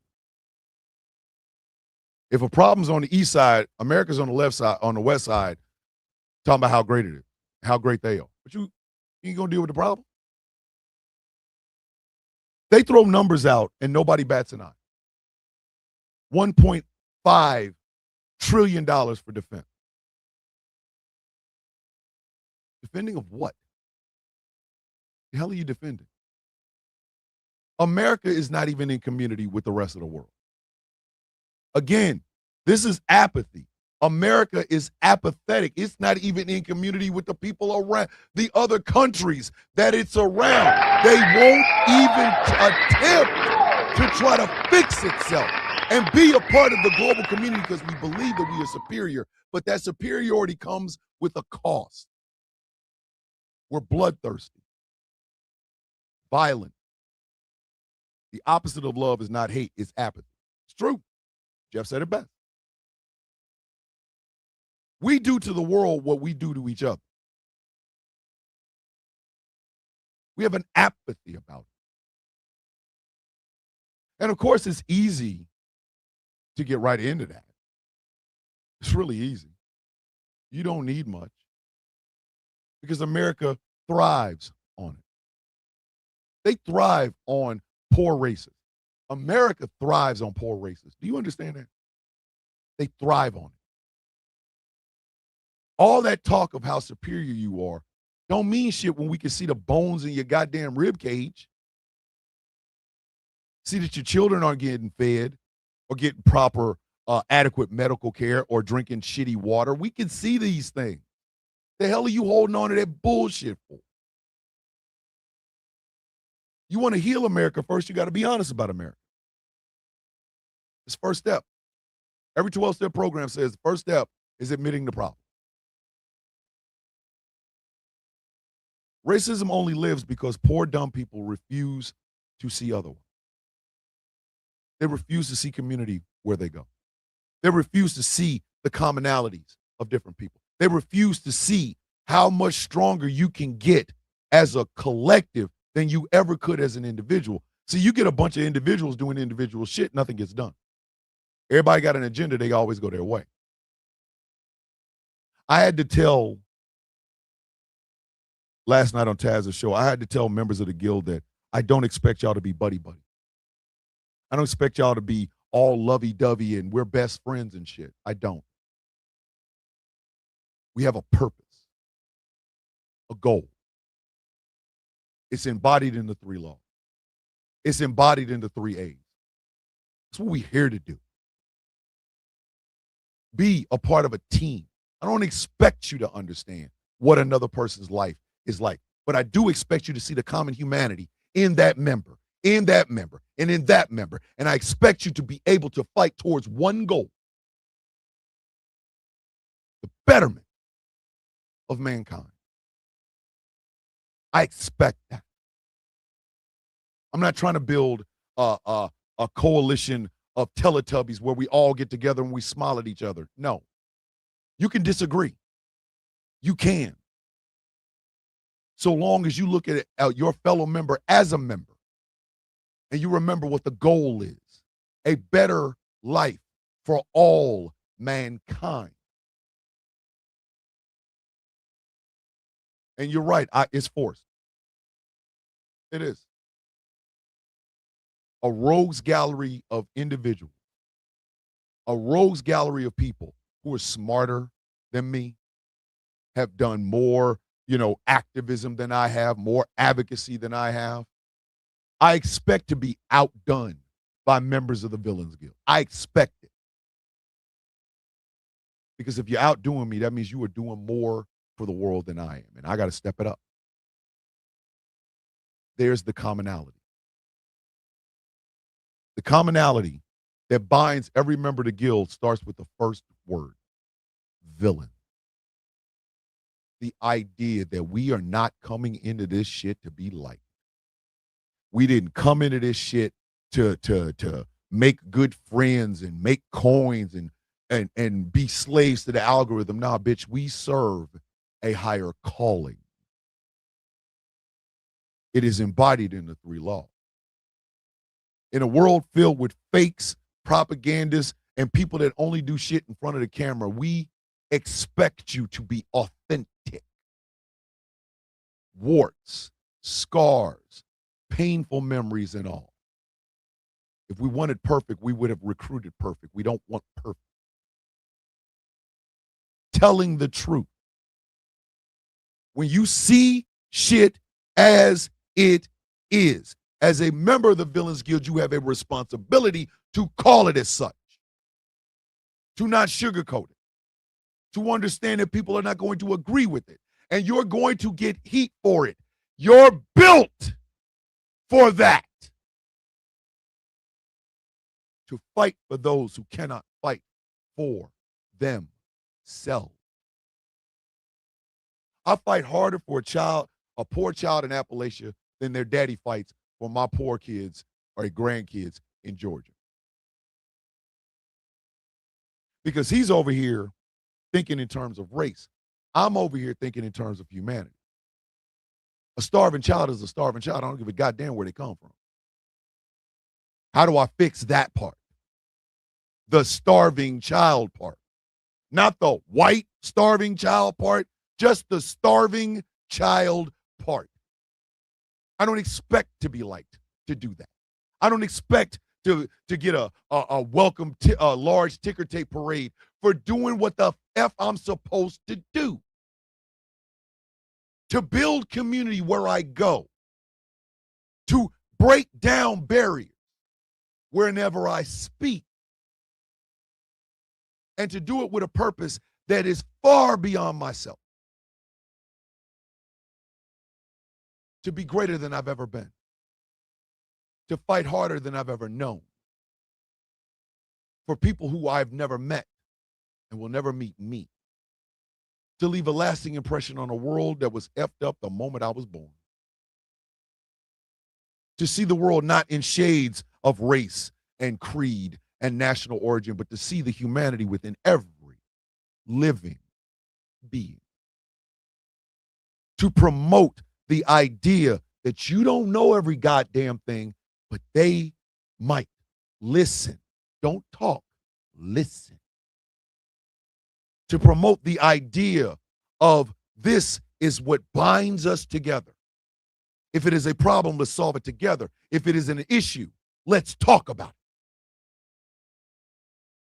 To reject the idea that I got to be in the middle. No, I can be the catalyst for change simply by bringing up the subject and walking away. I don't need to be a part of it because glory is not a part of this deal, my fellow villains. Glory might be something you achieve, but it was never the purpose. The purpose was always villainous. In a world filled with these windblown, make-upped, good hair, in front of cameras, always camera ready ass, fake ass people. To reject the idea that you should celebrate a trillionaire status while you ain't got no food in your house. To reject the idea that because trans women exist, somehow I need to be afraid. To feel the need to always try to dictate to women, human beings who can make their own decisions, what they should and shouldn't do with their body. To reject the notion of this superiority of whiteness, when whiteness is simply an IOU that was given to you because they were not going to give you what you truly deserve. They gave you whiteness instead of food. They gave you whiteness instead of clothing. They gave you whiteness instead of homes. They gave you whiteness instead of universal health care. They gave you whiteness instead of free college education. They gave you whiteness rather than having a conversation about the corruption of the people that want to lead us on the left and the goddamn right. They gave you white, and then they left you alone to your own damn devices. But they made sure to put into your little social media platforms all of the shit that will reinforce the fact that you have a goddamn IOU that is worth nothing. Fuck all. Moissanite. Nuts is worth nothing. And it keeps you in the dark, suffering, but being proud of something that you could change with suntan. I am required. It is my duty and my responsibility to reject that. And to do it in such a way that leaves absolutely no doubt where I stand. The Brutalist is a cool nickname. It really is. That's a cool-ass nickname. It's a title. It is the living, breathing embodiment of everything that Villain Guild stands for. And anyone that will sit in this chair after me had better be ready to do just that. I love having these conversations. I do. I love having these racial conversations. But the last thing in the world I need in any of them is somebody to try to tell me how sorry they are for the life that I live. I've never asked for that, and I never will. No black or brown person is asking for you to feel pity or guilt about it. They are not asking for an apology. They're asking you to listen. Because when you listen, you are informed. If you're informed, you know what you are fighting for. You understand the universalness of the entire endeavor. Be safe out there, Shab. Love you to death, brother. Be safe on them roads, bro. It is about wanting better for all, not just for some. It is about understanding that your life is predicated on people you don't see, getting you mad at people who you do, and fighting. Not giving guilt or pity, not running, not hiding, not having breakdowns or any of that. If you're built for the conversation, then be built for the conversation. Stop looking for an out. Because I don't care how much you run or hide or duck out or whatever. My background as a black man in America still sits there. And when you come back from all that bullshit, it's going to be right there.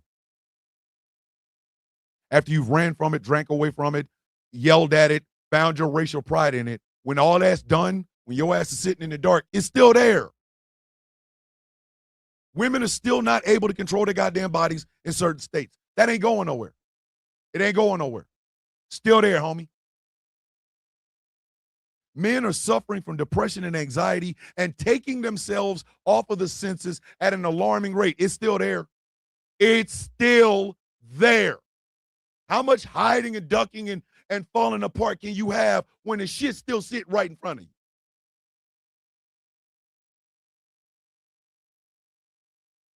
Your life is not made infinitely better from the hiding or the running or the ducking. It's not. This problem's still sitting there. You're going to come back a week from now. It's still going to be there. You can come back 2 weeks from now. It's still going to be there. So explain to me which is better, running from it or dealing with it. Understand you ain't the expert. Don't try to be. Listen to the story. Feel and understand where the pain comes from. And then in your small way, in the small part of the world that you occupy, change it. Maybe the story I told y'all last week got you thirsty to understand more. So now you out here stamped from the beginning by Ibrahim Kenti or the second, which is the story of the Second Amendment. That's how that's supposed to work. A story is supposed to grab you, hold you, and make you want more information about it.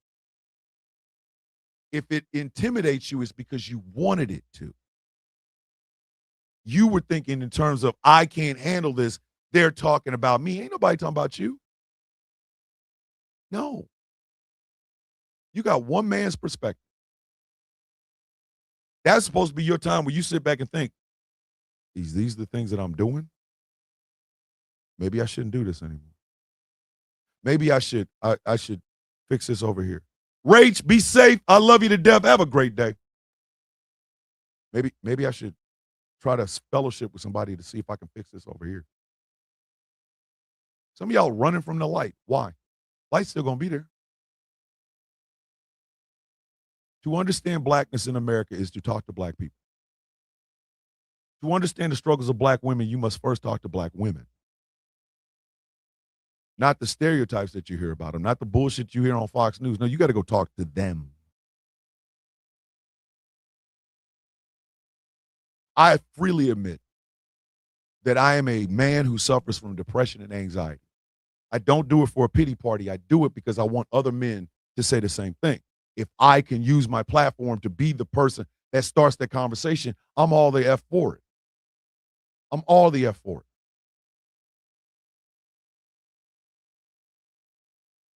But how many men are really down to do that? How many other men are willing to stand out on their breach and say the exact same thing? Black, white, or otherwise? No, they'd rather be hyper masculine.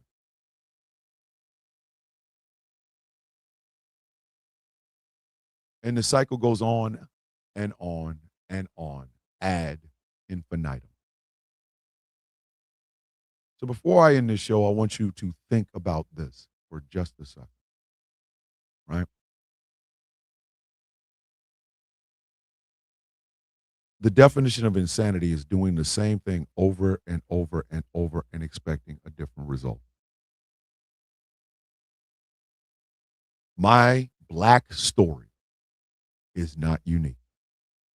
I put black on it because it is coming from the perspective of a black man. But that story can be from anybody. Anybody outside of the margins can give you the same or close to the same story. Any woman in America can give you a horror story like Adriana Smith. Any woman. Maybe Adriana Smith is a little bit too much for you. Annabelle, I got you. Maybe Adriana Smith's story is just a tad bit too early for you.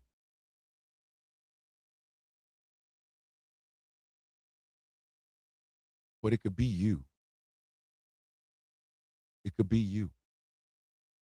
We hear the stat that black women are 4 times more likely to die in childbirth than white women. That's not a celebration for white women. That is a call. That's an alarm. That is an alarm for white women. That should scare the shit out of you. Absolutely. It should scare the shit out of you. You should be out there trying to fight that stat. You should be out there fighting that stat. Because it could be you tomorrow. And your whiteness will not save you. You could be a couple of months pregnant, like a month pregnant. Come down with blood clots. Be considered brain dead. But because you're a month pregnant, they could put your ass on that goddamn ventilator and that machine to keep you alive, to harvest a baby out of your corpse because you started to decay. That could be you. Instead of woe is me, it's time for you to jump feet first in there and try to fix that stat. Like, oh, no, that's too close to me. That's when the passion should come. That's when you start talking to other black women. Okay, so tell me, where do I need to find the information on how to fight this? And then you take that shit and you go to those family functions and gatherings of girlfriends and shit like that, and you start talking about that shit. You start a nationwide conversation about black women's death during childbirth. And you say, this could be you. How many kids you got? 5, 6? The seventh one could be the one that ends your ass up just like that. We need to do something about it. Then you get all of these voices together, and then you start pushing for legislation from your elected leaders. That's how change happens. Men will inevitably get over this idea of not talking about depression and anxiety, but the only way it's going to happen is if men talk. And some of the stories you are going to hear are going to be from perspectives you know nothing about. Stop centering yourself in it and listen to it. And then take that information, start asking questions, more questions, more questions. Then you start to get with other diverse voices to argue for one thing. We need to do something about men, depression, and anxiety. We need better mental health things for men. That's how change happens.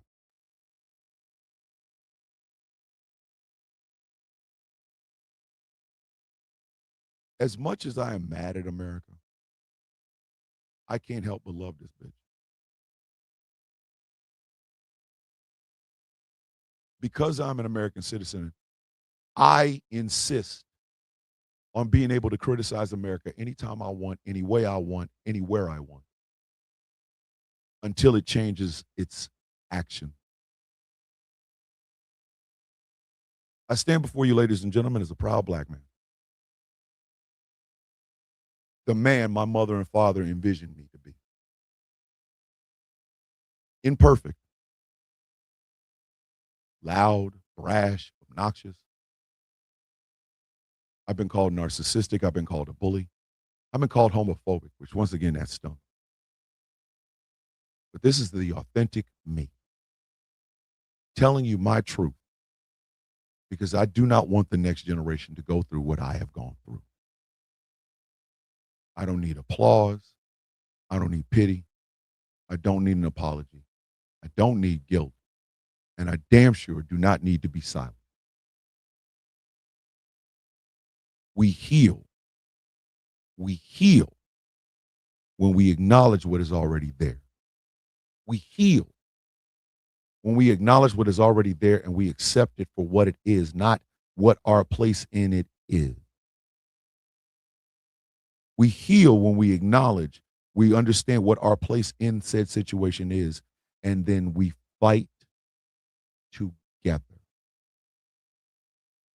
Can't do number 3 without number 1 and 2. And without number 3, number 1 and 2, or without number 1 and 2, 3 don't mean shit. I want you to keep that in your mind. I want you to keep it in mind. To those who I'm pretty sure are probably still listening, but are no longer speaking because of the hard feelings that they had from last week, I will not apologize. I won't. None of the mods on this show will apologize because they don't have to. They don't. If something I said,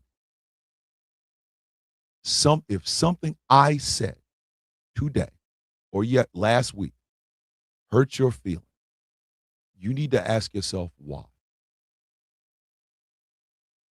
And if you still find a way to center yourself, I don't know what else to tell you.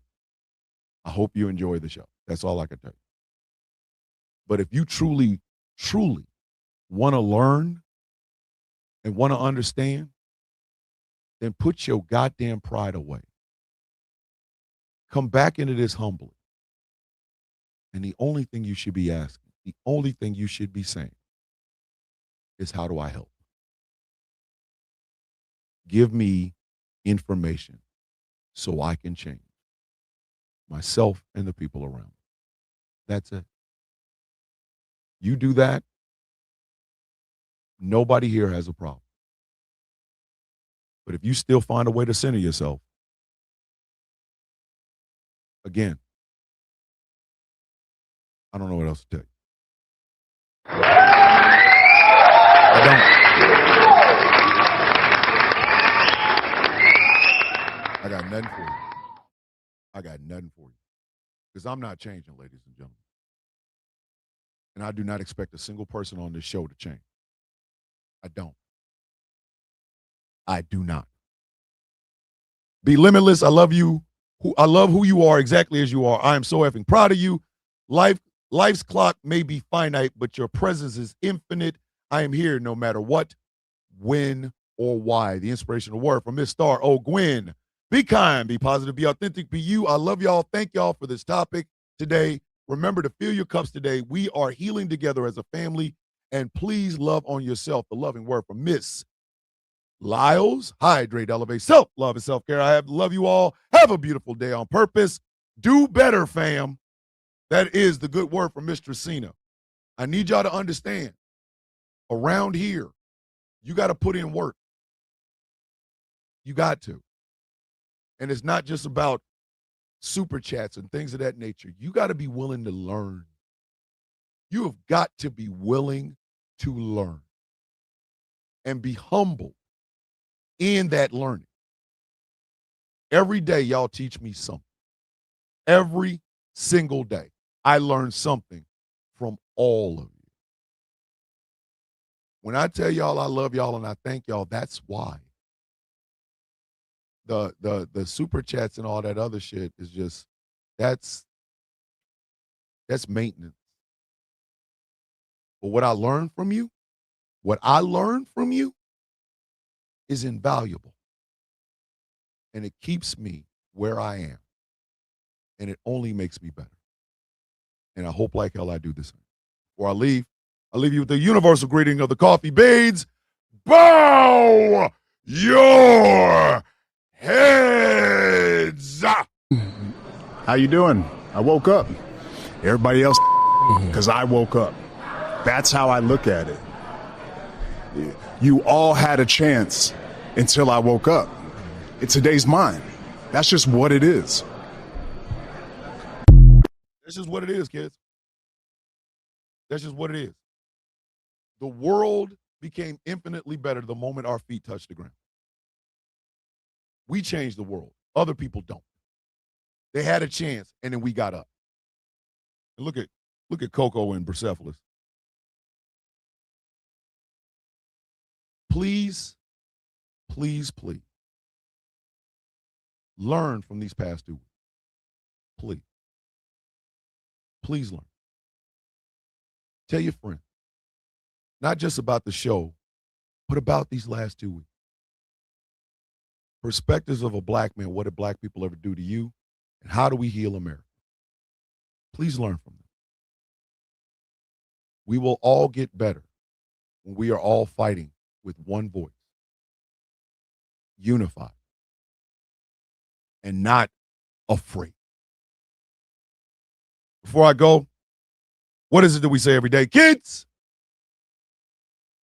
may your day be as sweet as the coffee in your cup. I will leave y'all with the smooth motions of a little bit of couch love while we take it all the way into the credits.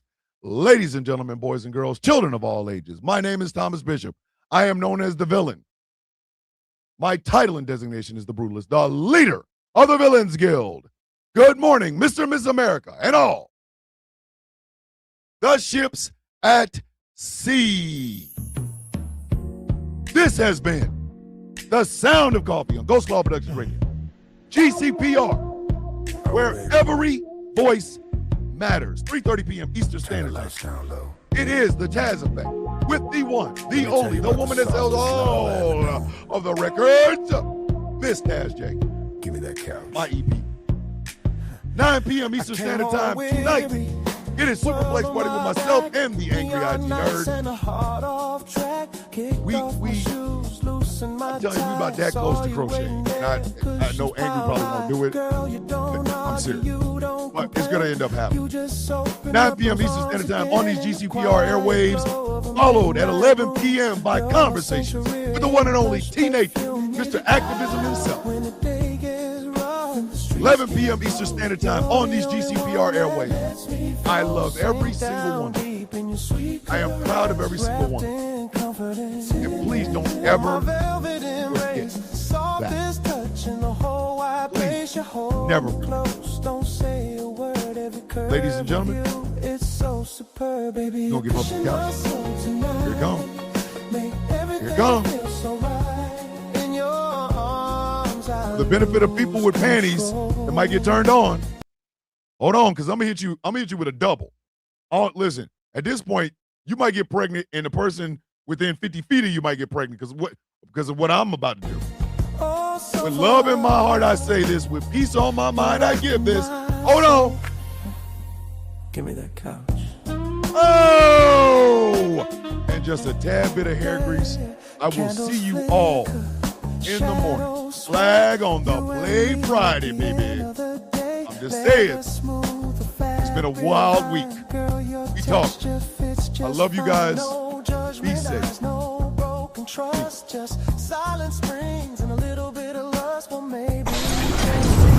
Peace.